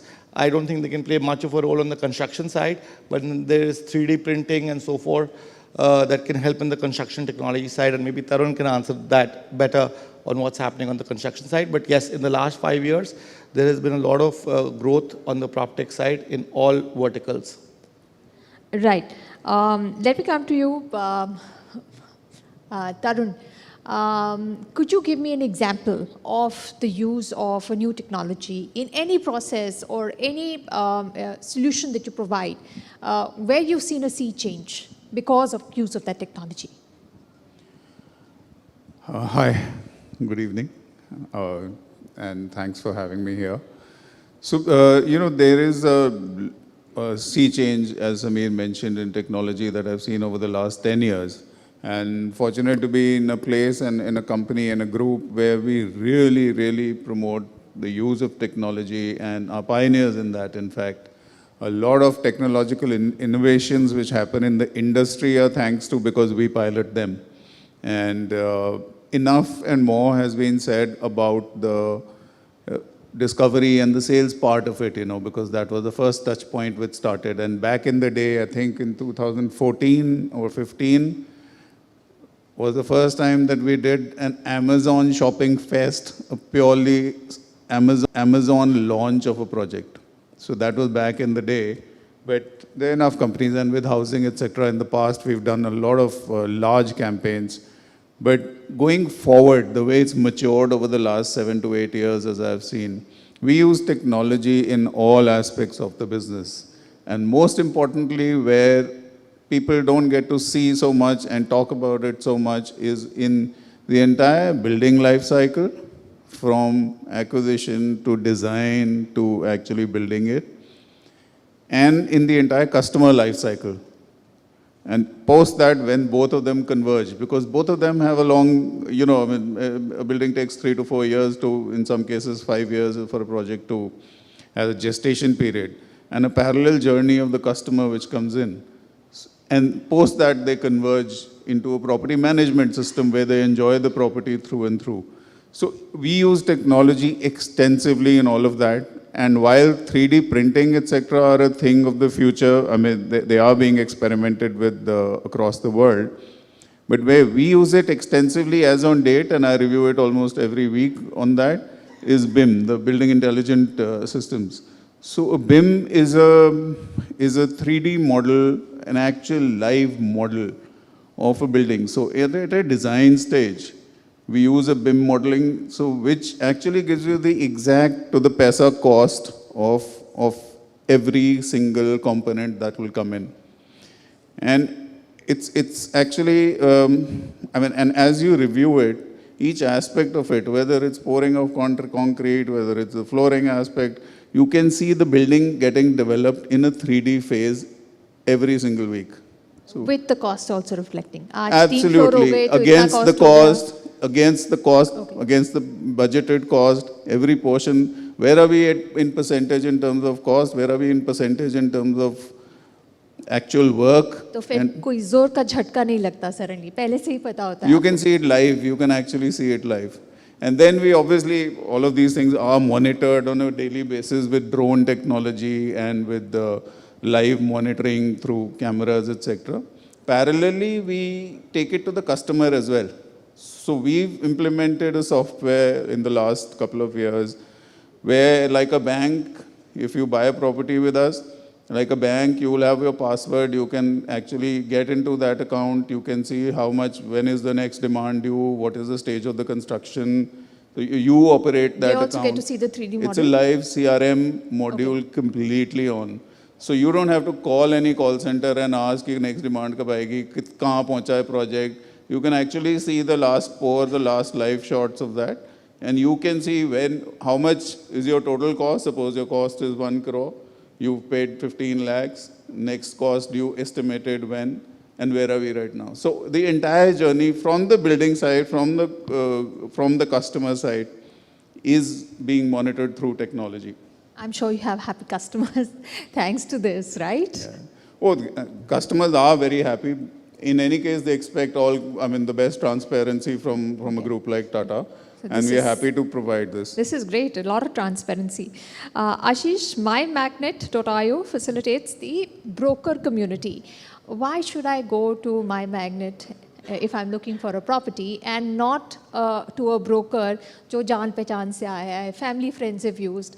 Why should I go to a broker listed on your website? Hi, thanks for having me. We always wanted to control a customer experience. One thing which we always wanted to do is to make sure that from a beginning till the end, there is a great experience there. And the only way we could do it was to have brokers becoming part of the platform through us so that we can monitor the whole journey with us. So not only it helped us to co-broke with the brokers, at the same time, we also made sure that any time in the journey, if there is an issue, the platform helps us to identify it and sort of cover it up. And this is a journey to create a great service levels for the consumers. And we believe it will take many years for us to educate the community and do it. So that's how the platform was one easy technology to complete the control the complete experience for us. Yeah. The experience will come, but first the trust has to come. Absolutely. First, वो trust कैसे आएगा? Why will I trust a broker on your website? So, I think this is one of very underrated community. I would say that, and I'll stick my neck out and say that, there are many good brokers out there. It's not that that all of them are the ones who are not, following the basics of the market and stuff like that. And that's what we intend to do. And, I've been observing a lot of international markets and been traveling and understanding. And I could see that now this transformation is happening in India as well. You have a younger lot coming in who is very professional. And all they need is a good platform and exposure to service their customers well. So I would say, yes, there was an issue in this segment. But as we progress further and with the emergence of RERA, you will see a lot changing from this perspective as well. Tarun, I want to circle back to you.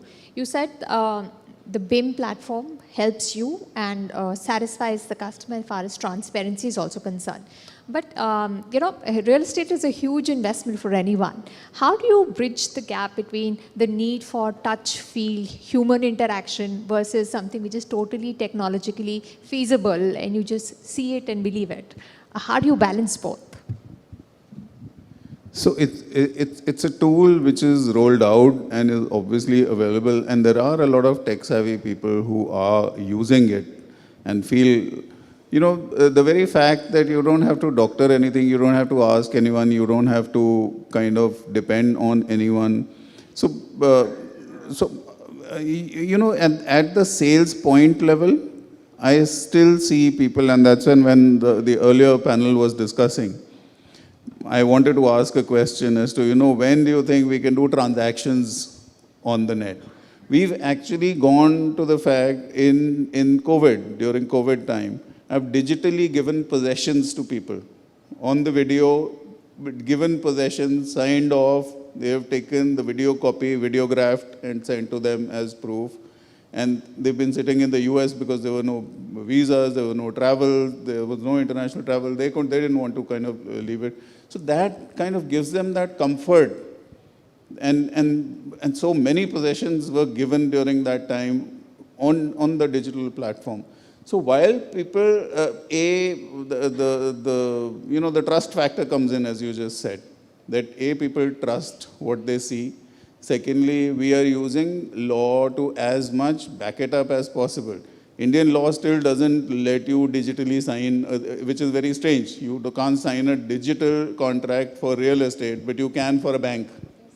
So, which we've been kind of representing to the government, that they should allow that. It will make lives easier for people.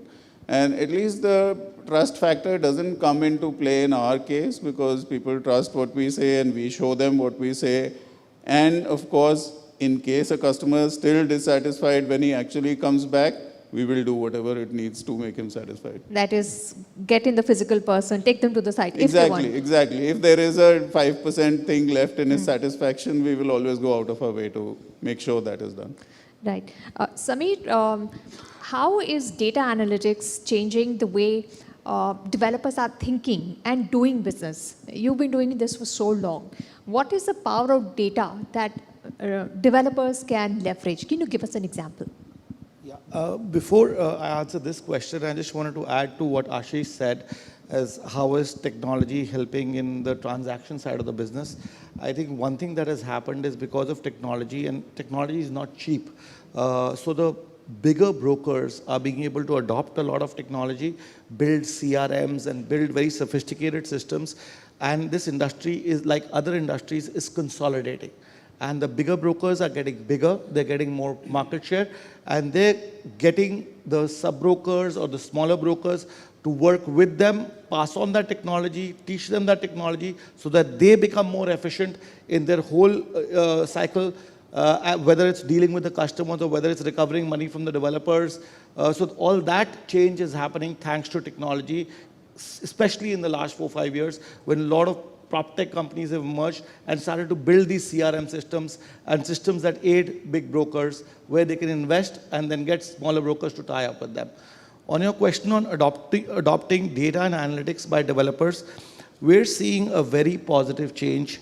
We were in a cycle from 2010 to 2013 when everything sold on the floor plan, and we are seeing that again this time. And there was this big cyclical downturn for 6-7 years where nothing was selling, right? So what has changed is that today people are wanting to understand the demand-supply dynamics. People want to understand how much is selling in a micro market. Should they launch a project, how much sales velocity they can get, how long will it take them to complete the sales, to do their financial planning in a much better way, so that they don't get penalized by RERA also, because they have very stringent penalties if you don't complete a project on time or you divert the cash flows from the project.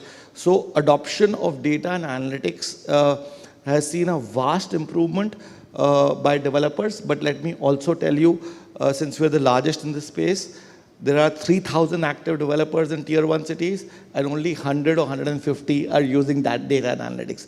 And this has been a gut-based business. So 80% of this business still is very gut-based, and that's very scary in today's environment. I think, just to add to his point, I think, the international capital and the institutional capital is what drives the usage of data analytics, because they need to understand what is it that's going to prove. We've been using their services for years and years, but that's been So then who will fund you will decide how you do your business also, right? The top developers are very institutionalized and they think in a very scientific fashion and they don't take decisions. And these are multi-100 crore decisions. One wrong decision can lead you to bankruptcy. So better to Right. rely So on better data to than gut. rely on data. And Also that's because why you're answerable to boards, you're answerable to investors. How did you take that decision? So it's gotta always back good it to up. have that everything. And over the last 10 years, if you see, the bigger developers are getting bigger and bigger because their balance sheets are better. They're taking more intelligent decisions by using data and analytics, and they're being forced to use it by banks or their funders like private equity funds or NBFCs. So the whole ecosystem at the top level is very advanced and very scientific, but at the bottom level is still to see a big change, which is still yet to happen. Right. Ashish, what is the role of AR, VR in discoveries? Is it just a frill or does it actually deliver returns? Interesting question, actually. So I think, typically a new technology comes, it goes through a curve. Everybody wants to do it, and there's so much talk about it. Goes and sort of makes a peak. Let's do it because everyone is doing Nowadays, everybody, is talking about AI, right? They have this saying that people tend to overestimate technology initially in a short term, and they underestimate in a long term. And most of the technologies go through that cycle, So if I have to make a graph for you, it sort of picks up, everybody talks about it, nothing happens, starts to come down. Then there's a lot of enlightenment, a lot of learning. And then, the business case starts to emerge. So if I have to tell you about VR, I think it's somewhere starting to sort of settle down. It's so much talk about it, and half of the startups in the space have closed down globally. You've not been hearing about metaverse for many weeks now, right? So I think, and now we're talking about this Apple's new handset coming in, and it's going to be very immersive and stuff like that. So why 50-50 divide world? Because short-term rentals, vacation homes, there the adoption is higher for VR and AR. But when it comes to buying home, you want to feel air.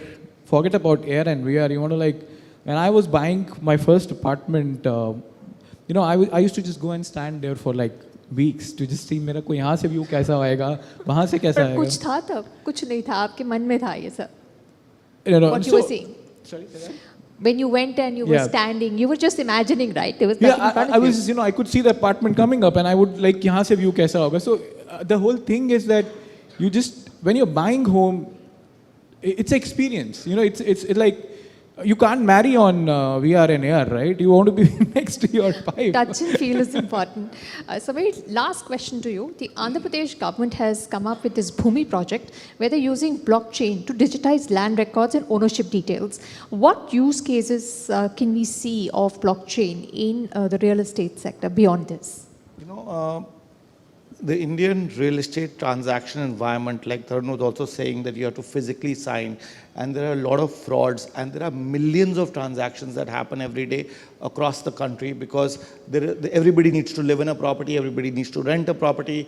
So there are so many transactions that are happening. And because the land records were not digitized, they were susceptible to a lot of fraud. And because these are high-ticket items, banks suffer a lot if, for example, a single person has a property, but he takes loan from 2 banks, right? And that's a fraud. So when you have blockchain and you have a ledger where everything is recorded and digitized, it's very difficult, and it's available to everybody to see. Then it is very difficult to do multiple frauds or to sell a property multiple times. And that's happened in many cities, and developers have sold the same property in their projects to multiple buyers. So that won't happen if land records are digitized, if transactions are digitized, put through blockchain. And then there is another concept called tokenization. And now, there is fractionalization that is happening in real estate. SEBI recently came out with small REITs as well, so that people with 10 lakh rupees can buy into a project without having that much capital. You can make that investment. So for all that to happen and for all that to succeed, if you don't have blockchain and you don't have tokenization, you will not be able to do it that transparently. It will create the system of transparency. There will be less frauds that will happen. Less people will get cheated. And as you had this talk before that, and I didn't say anything, but if you go to court over here, it takes not less than 10 years to get a settlement. forget getting judgment or not, but justice delayed is justice denied. Right? And that's what happens in this country, unfortunately. So it's better to do the blockchain, so and not get blockchain is very there. important. Tokenization, for tokenization is very important, and especially for land records and all transactions, blockchain will create that transparency that the whole country needs. All right, let's hope the uptick also increases beyond just the Andhra Pradesh government. More and more states take it up, and more developers and consumers also come on board, on this very democratized ledger that everybody can see. Thank you all for joining us and for expressing your views. Thank you. Pleasure. Thank you. Thank you.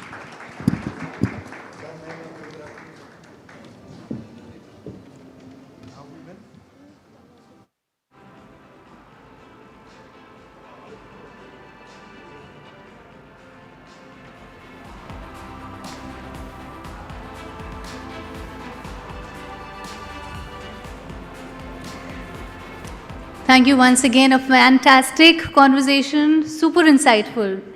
Now today we are fortunate to have with us architect Chandrasekhar Prabhu, a true pioneer in his field. He's an Indian politician, an architect, a professor, an urban planner and a management expert, having held public and corporate positions.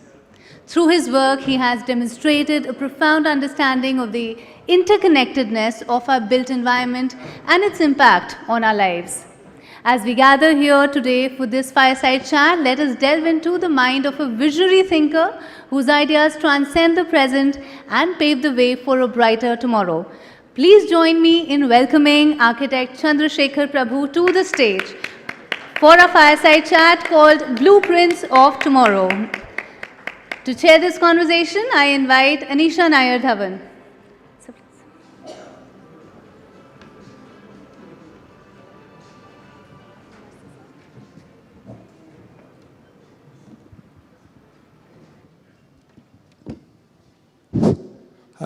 Initially a bit of amendment to the introduction.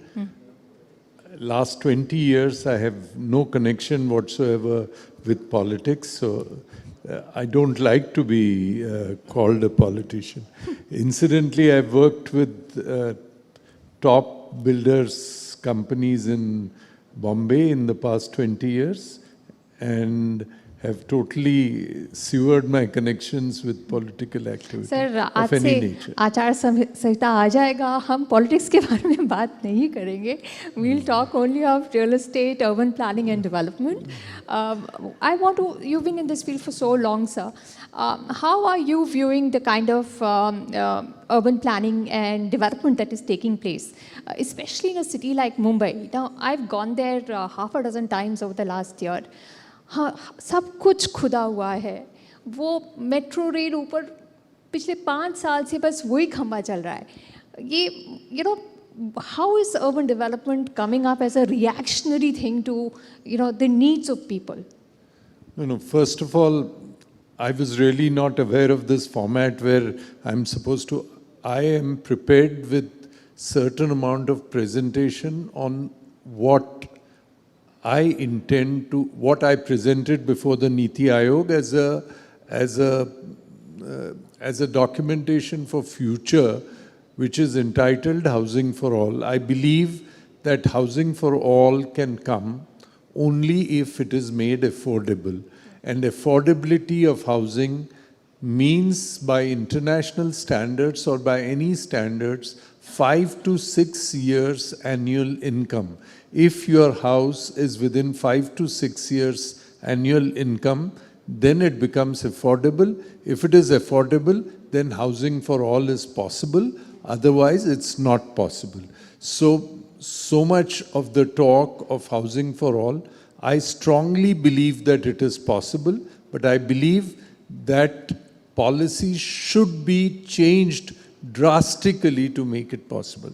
Having said this, coming to Mumbai, we did a survey on behalf of Tata Institute of Social Sciences and Sir J.J. College of Architecture and other people on what is adequate shelter and what is inadequate shelter. Adequate shelter is adequate space, adequate light and ventilation, adequate means of communication, adequate access to sources of livelihood. Now, we did a survey in Mumbai. So let me give you a bit of statistics of Mumbai. Now, since you're talking about Mumbai, 7 million people live in slums. 1.5 million people cannot afford a slum. They live on pavements and shift their houses every day. So today they are here, tomorrow they are different places. 2.5 million people live in old and dilapidated cessed buildings, which means they live in rooms which are 10 feet by 10 feet or 10 feet by 20 feet, occupied by 10 to 15 people each room, with toilets common, wherein you go to the toilet not on the basis of when you feel like going, but on the basis of when it is available. Then you have 1.8 million people living in houses provided by government agencies such as MADA and the like. Now, these houses are grossly inadequate to take care of their normal needs. Then we have people, 8,000 buildings who live on government lands which have been given to cooperative housing societies of members. They have built their own houses, their families have grown up. The present accommodation is grossly inadequate. We went and checked and we found 98.73% of Mumbai's population doesn't have adequate shelter. Now, given a situation like this, the demand is so high and the supply is so short. So much has been spoken about RERA. 99% of Mumbai's population is not covered by RERA. There is no protection of RERA of any nature whatsoever. What RERA are we talking about? So this is the drastic the reality, situation. sir. But you said that you presented to the Niti Aayog a proposal for housing for all. What is this based on? Is this based on ownership? Is it a rental model? It's based on providing houses to people on the basis of what they can afford. No one talks about what they can afford. We all talk about what I can sell at. Can that guy afford it? That's none of my There business. is no transparency then, sir. The developer will say, my land acquisition cost was so much, उसके ऊपर मैंने construction cost डाला, अब आप मेरे को बोल रहे हो कि buyer की affordability देख लो. No, that is the common mistake which people who don't understand housing say. I'm not an interested party, so I look at it as a professor, as a person who understands rights about it. That's a common mistake. Okay, I have bought a land at X price. I have done construction at Y price. My profit on that is 25%, 30%. If I charge 800%, then who is to blame? I will give you Mumbai. I don't want to take names because they are my close friends. Land was available for 5 rupees a square feet. Construction, when it was bought 20 years ago, construction was done at 3,000 rupees a square feet. Selling price is 42,000 rupees a square feet. Now, where is the affordability? Where is the affordability? So it's not the issue of affordability. Developers have a definite role to play to cater to those who can afford their kind of prices. There is that section. But to provide housing for all, there has to be a different mechanism. कौन घर बनाएगा? फिर सरकार घर बनाएगी इन सब affordable घर फिर सरकार को बनाने पड़ेंगे. कौन बनाएगा? No. That's the whole trouble. सरकार क्या करेगी वो सरकार जानती है. Sarkar should just ensure that they are less corrupt and all approvals come on time. A person who is an expert in construction will do the construction. Land assembly is the key factor which needs to be taken up. I am presently doing a township for the state policemen. We have acquired 122 acres near Panvel, and the policemen from their Provident Fund and gratuity have purchased the land, and they will get 4-bedroom houses free of cost as an annuity for the money that they have contributed to their land. In 122 acres, I am getting 2 crore square feet for sale, wherein 45 lakh square feet is accommodating my 5,000 policemen, and the rest I am selling it to railway employees, I am selling it to LIC employees, I am selling it to government servants. They are getting housing at affordable prices, and the policemen who have invested in the land are getting it free. That is affordability. And that is where the person working as a clerk in the bank can get a house within 6 years' income of his. It is only when you start thinking about affordability, and government encourages affordability. Check, government knows who's earning how much. Everyone's salary is known. Everyone who pays income tax, his income is known. It's the government's responsibility to devise mechanisms to see that a person in his 6 years annual income should get a house. And then it should garner the expertise of those who have the expertise from the market, be it Larsen and Toubro, be it Tata's, be it whoever it is, and try and marry the two into creating a mass housing issue. Only then can we have people who will contribute 20%, get into the house and then pay installments. That is affordability, and that is possible.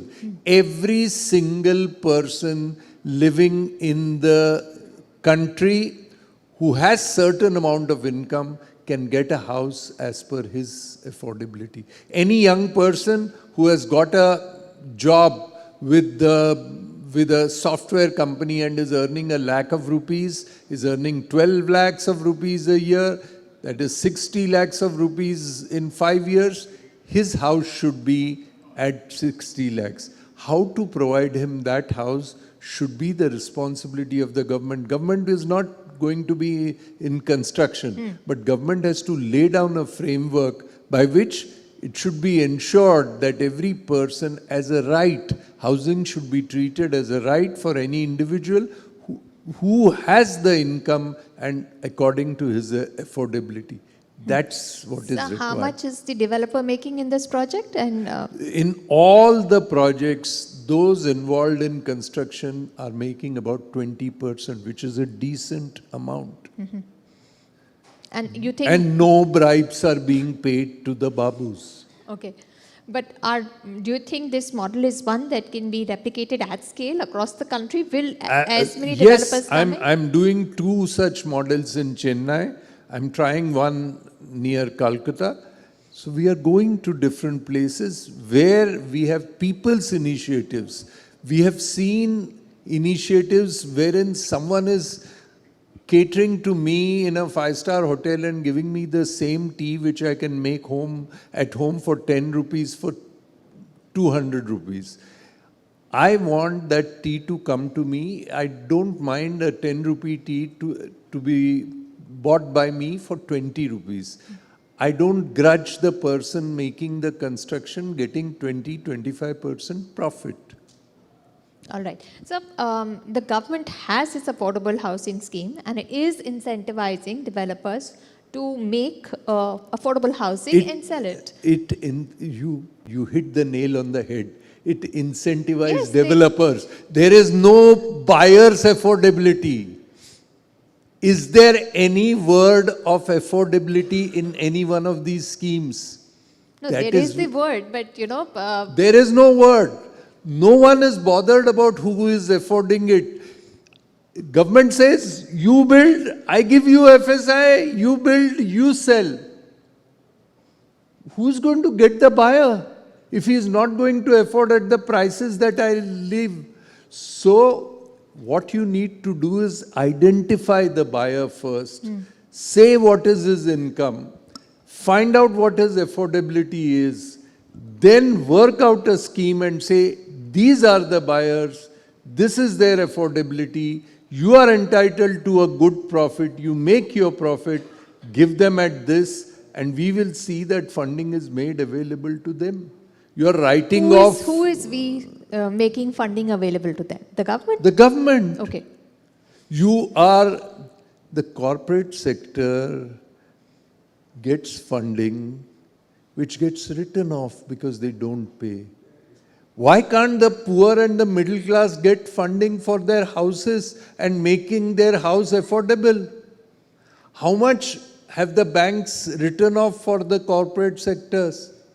Maybe the 12 lakh crores. I don't require 12 lakh crores to make affordable housing. I don't even require a lakh of crores to make affordable housing. Every individual in this country who wants a house and wants to pay for it should be entitled as a right to get a house within his affordability. That is housing for all. Not by saying builders should buy land and build more, and then you have ghost townships created. No one is buying. Come to Mumbai, I'll show you between Mumbai and Thane, buildings and buildings have been made. There are nobody staying there because no one is buying. So you just increase the FSI, tempt them into investing their money, and they are bleeding. So what you're doing is window dressing. You're taking money from the banks and you're saying that your prices have increased, your prices. So you're showing this is my loan and these are my prices increased. But actual transaction is not happening.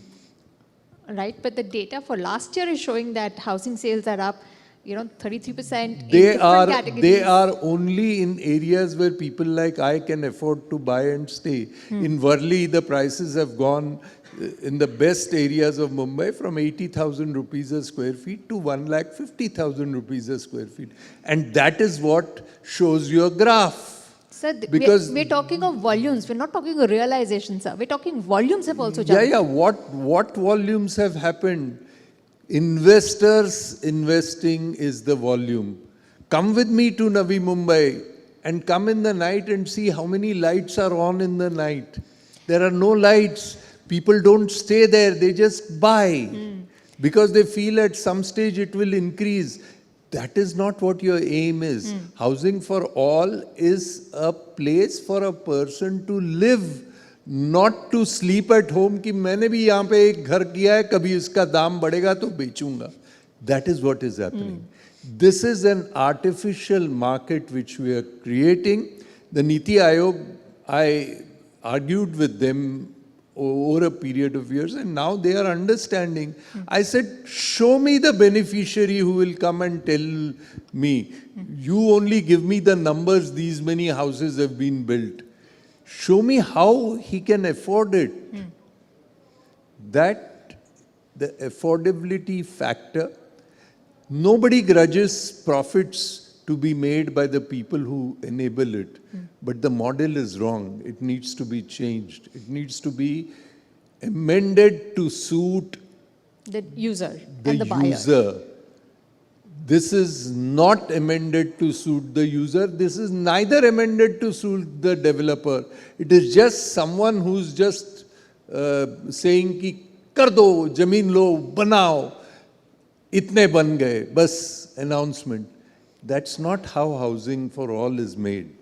Let's hope the affordability factor comes here and the system changes so that the buyer and System affordability. has to change. People will change the system otherwise. You have to change. You have reached a stage wherein the urban middle class is throwing qualified graduates who now understand they have the paying capacity. They have some of them have their new jobs. They have done engineering, so many engineering colleges. They are doing software.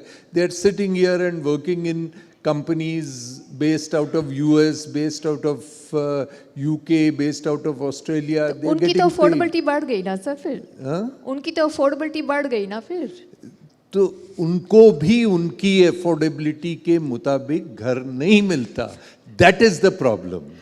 Because the housing is not linked with the affordability. Definitely. Let's hope we have a system of more transparency and greater It's affordability. not transparency. Transparency is only informing people. It's not informing. A system which is where we know the cost. a system which is devised for the buyer, so that he is the center, not the one who provides him. The one who provides him is giving a service. He is entitled to a good amount of profit.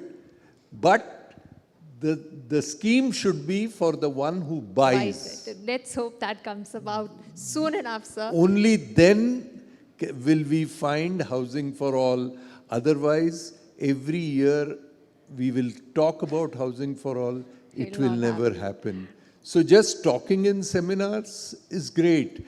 And for me, it's always great because whenever we make flaws in our system, I get a chance to go to Massachusetts Institute of Technology and to London School of Economics and deliver lectures. Because the more flaws the system here does, the more we can talk about it. The more we can talk about it, because academically we understand that this is wrong. Let's hope so the solution also comes quickly. Thank you so much. Yes, and solution is possible. The kind of people that we have tremendous amount of resources, good people, good quality we can produce. We need to improve on our technology. We are still 45 years behind in technology, in construction material and technology. 45 years behind. Okay. How much? I teach at the Bombay University, so I'm well versed at the master's degree, and I churn out people with PhDs who have come out over a period of years, 100, 200 of them. And so we know what we are talking about. So you need to upgrade your technology. We are still talking of Maiwan, which is a good 25 years ago old. We have not moved further since then. The world has moved with technology. Planning principles we have not changed. We still continue to do the old thing. As far as the government is concerned, government should encourage people to use the technology and keep away. Give permissions, divorce permission. No Babu should ever meet the person who goes for permission. It should always be automatic. The moment this major amount of money goes in corruption, it makes housing unaffordable. All right. Definitely, sir. Thank you so much for your inputs. Let's hope affordable housing is one that becomes a reality soon. Thank you so much for speaking with us. Thank you.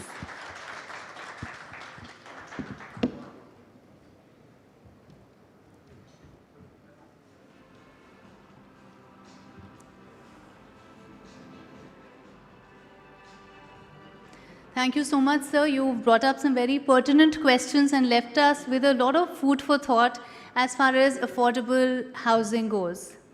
Now, ladies and gentlemen, I'm delighted to move to our next enlightening panel discussion on the pivotal role of urban planning and infrastructure projects in shaping real estate markets and investment opportunities.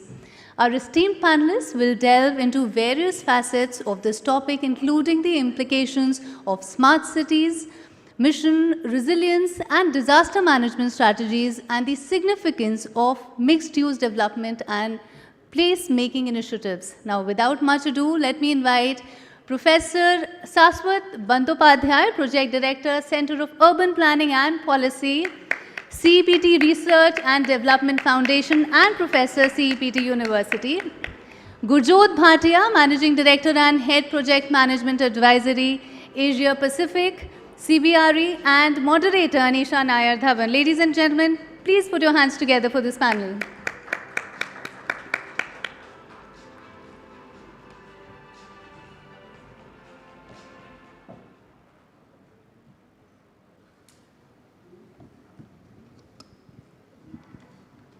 Thank you, gentlemen, for joining us.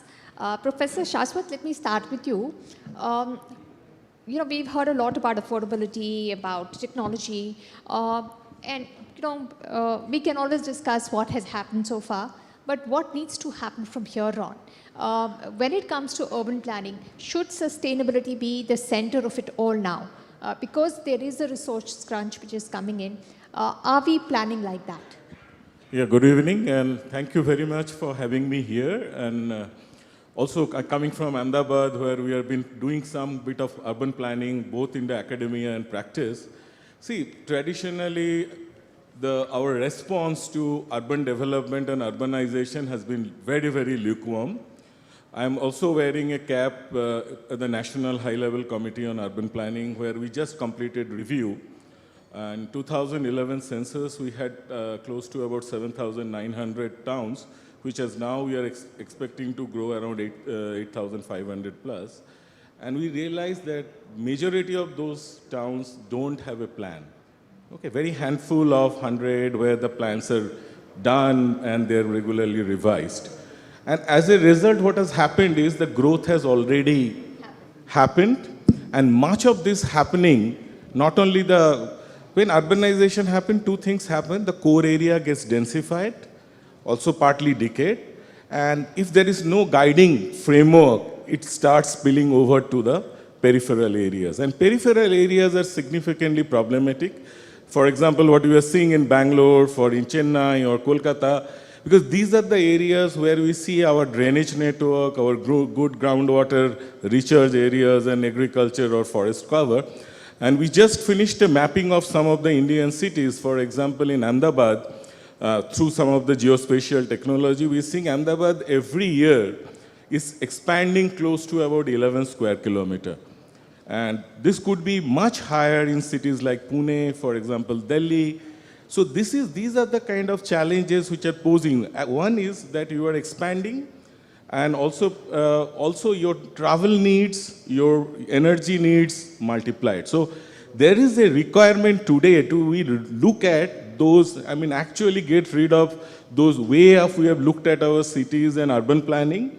The second problem, what has happened is because we have inherited the British systems of planning, where we are very, very concerned about putting certain land use control, without looking the informality, without looking the local aspects of it.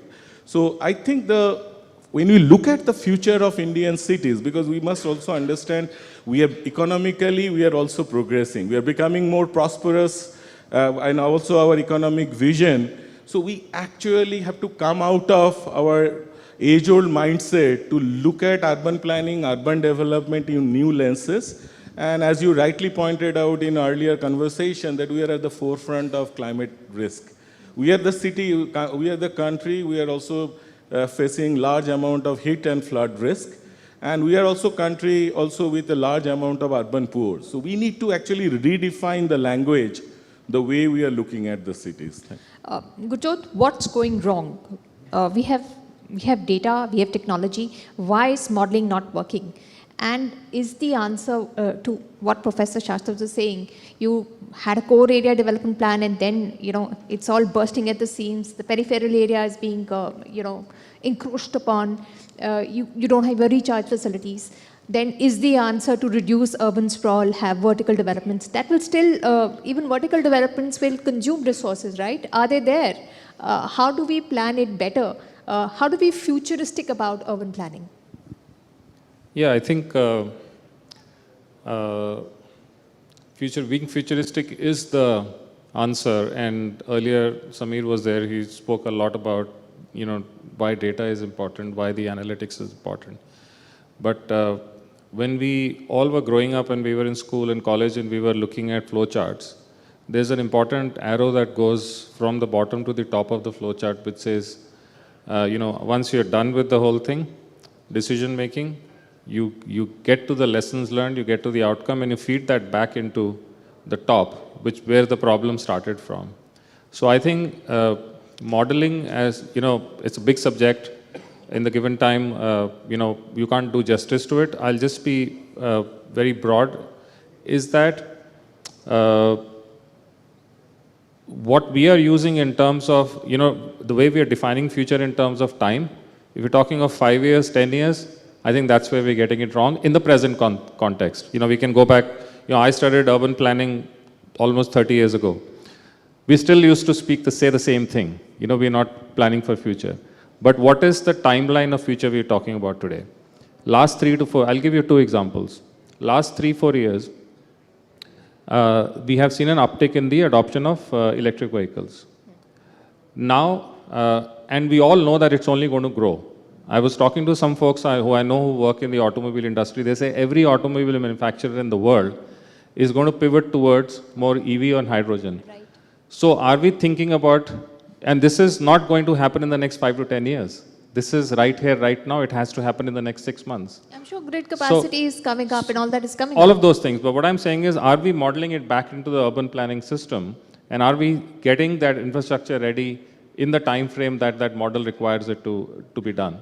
The other thing is, I'll take another very basic example, which I think everybody will appreciate from the audience, is what COVID brought to us. And I'll speak a little bit about the phenomena that we're seeing now in terms of how post-COVID, the way people live, the way people buy, the way people work in offices has changed. And that, when we are sitting in boardrooms and we are helping our customers design buildings or plan buildings, we are talking about all those things as well. So if you look at the in-to-out kind of a phenomena of planning our urban centers, someone like me is looking at building as a unit, or a 20, 30 acre development as a unit. But then what happens there has to then extrapolate to the overall urban plan for that city or that region, right? So coming back to the point about COVID, in a particular development, Tarun is here, when they are looking at designing their residential now or their offices, they're taking into account, how people will live, work, and play in their developments. But is that now being incorporated in the overall urban planning cycle? How will that happen? I think that's a big one, and Mr. Prabhu also alluded to it earlier. I will go back to that. I think, in my personal opinion, there is a big gap between what's happening on the private side and actually the on-ground situation and what's happening at the policy-making situation. I think the building and the city need to come together. And both need to feed back into the model overall. Professor Saraswat, how will that happen? Because there is obviously a plan, right? Every city has a plan. We are faced with the problem of this climate change. You mentioned the British way of this will be residential, this will be commercial, this space is this. But that's not how we work, no? We don't want to be traveling from Borivali to town just to work because I can't afford a house there. So what has to change, and when will the synchronization happen? The private player making whatever he has to, fitting in with the entire city's plan plus sustainability, because the government has a goal. Is that goal going to be reached by the government or the private player who is making that house? See, first of all, not all cities have plan. As I just said, that only about less than 100 cities in India have some form of framework of planning. The second part of it is there is a complete disconnect. First you have to understand why people are coming to city, their jobs. There are millions of people who are making their private decisions, travel and other things.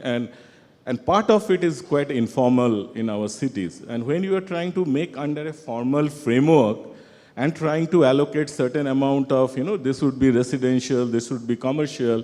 Our cities are actually essentially, as somebody was mentioning earlier, we have been traditionally mixed use. People have lived there, their offices or their workspaces have been close to this. Now what has happened is that we have not given urban its due regards. I'll give you, most of our urban areas are highly underinvested. If you look at underinvested, both in the government policy, if you look at altogether the data that is available in the last budget, our investment in the public investment in the urban areas is less than 1% of our GDP.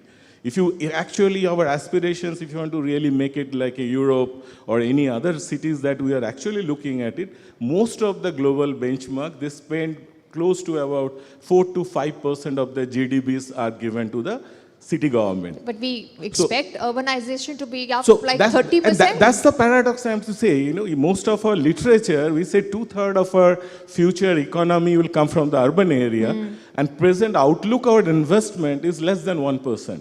In terms of if you compare the per capita infrastructure investment in our cities, if you compare even China, so I think now this is the time we have to actually wake up and give due regards. There has been in 2011, Dr. Ishar Jaj Aluwalia's estimate saying that we need to mobilize resources every year close to 2 lakh crore. Recently, World Bank and others have also come up with similar data. The problem is that presently we are looking cities purely as a public sector investment. We have to create a framework, both public and private, has to come together. No, private, not private as a corporate sector. I said both public and private, including community. The moment I say private doesn't mean only the corporate sector. It is individuals, communities coming together. You're creating a framework. And plan making has to be more of that enabling framework. The future of plan is that you're creating an enabling framework. How will that happen? By mandates. You have to have sustainability. You have to have a solar rooftop. You have to have rainwater. So what is the government's role here is that what we call nuisance-based zoning. Government has to look at the externalities of urban development and you try to minimize that. Let private decision makers that enable them to play a role in the city's development. So this is basically what I'm hinting at is a kind of a structural framework rather than plan making for sustainable urban development. So only government should come up only when there is a kind of a regulatory needs for minimizing the nuisance or there is a disaster risk and those related. Also there is an infrastructure push wherever is necessary. But other things, you create an enabling framework, whether it is for affordable housing, and I know there was some discussion just before this session, but you can also see that Ahmedabad has created a plan which is called affordable housing zone. The overlay zone is created where the housing of that nature could be catered through a land use planning mode.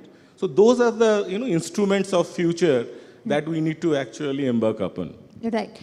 Gurjot, when it comes to planned cities, say Chandigarh or Naya Raipur, these are planned cities. For real estate developers, how does life change when they're developing in, say, a planned city or a something identified as a smart city versus, say, tier 1, tier 2 cities or just tier 1, the top 8 cities? How is life different for a developer? Yeah, I think I'll refer to some of the points that are noted. One is, there are 3-4 things there. One is in a planned city, your regulatory environment and land acquisition. So if I were a developer in a planned city like Raipur or in Chandigarh or Jamshedpur, which was planned by the Tatas, I would, until my motives were different, I would be rest easy because a planned city means it's planned for everything, hopefully.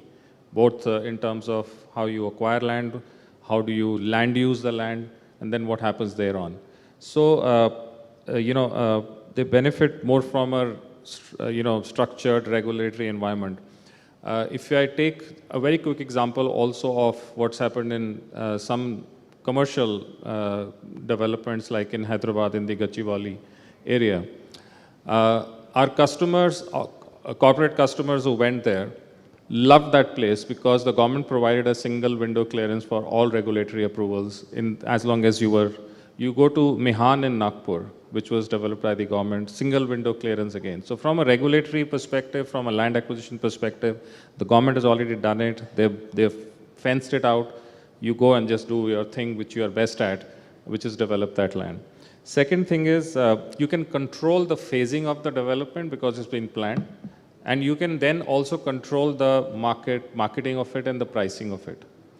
And this is also alluding to the earlier discussions in terms of, somewhere down the line, if you look at over a period of 5 to 10 years, same project or another project that comes in the same area becomes so unaffordable, and I'm not even talking about the people who are underprivileged or they're economically weak. I'm talking of, The like middle you class. said, even the millennials, like you gave a good example, even if people are, doing jobs in Australia or America, not everybody can afford a house that they wish to afford right now. So, so you can control the pricing, you can control the phasing of it, how you bring, products to the market.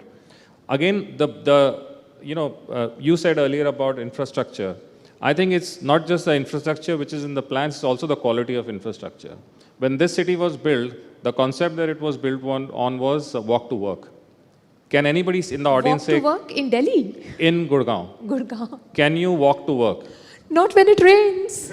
Yeah. So there we are. So it's not just the plan on the infrastructure, it's also the quality of the infrastructure in terms of, and I would not blame only the people who have built it. The blame also lies with the people who maintain it. And honestly, we have to be candid. It's also on the people who use it, people like all of us here as well. What do we do to the infrastructure is also. But anyway, not to digress. And then also you can take care of competition, market saturation. When you're looking at a planned city, as I said, phasing is an example. You can phase it, you can avoid saturation, and you can avoid unnecessary competition, which will again rise up the prices. So I am a firm believer that if we plan cities, it's much better. That's great. But for the developer, what more will he have to do, which he didn't have to do in an unplanned city? What more than, it became easier for me. But there must be some minimum more that I have to do as opposed to somewhere else. So I think developers will have to do what they're already doing. We earlier spoke about RERA, we earlier spoke about, how over the last, and I've been in this field for more than, 27 years now. Developers, for the first time in the last 10 years, felt the heat of competition. And where did this competition come from? This competition didn't come from the government. It came from their fellow peers in the market. So I think what developers will have to do, if there are 5 developers working in a particular city or a planned development, they will have to see which are the ways that they can bring a better product in that particular market. And if it is, as I said, if the whole land acquisition, the planning is controlled, there is no reason that the land prices will vary from one parcel to the other and so on and so forth. I'm being a little theoretical here, I know. But they will have to bring in more differentiation into their product. Whether it's in quality, whether it's in design, whether it's in timeline, whether it's in cost. And I think, end of the day, it will be good for the consumer, the end user, that you're getting a better product. Yes, more competition is always good for the customers in the end. Thanks to both of you for joining us and discussing urban planning and the impact on real estate development. Thank you so much.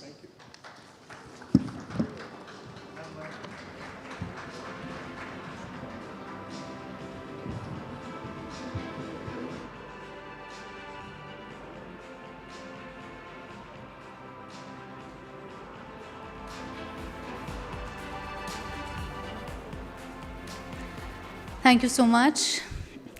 Now, as we conclude this Times of India Right to Excellence Real Estate Summit, I thank the REA Group Limited as a sponsor of the summit and country's leading full-stack real estate technology platform that owns housing.com and proptiger.com.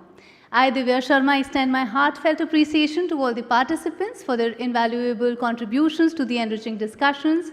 I express sincere gratitude to our esteemed speakers, panelists, and moderators whose expertise has illuminated key challenges and opportunities facing the industry. Your insights have been instrumental in shaping the dialogue and fostering a spirit of collaboration.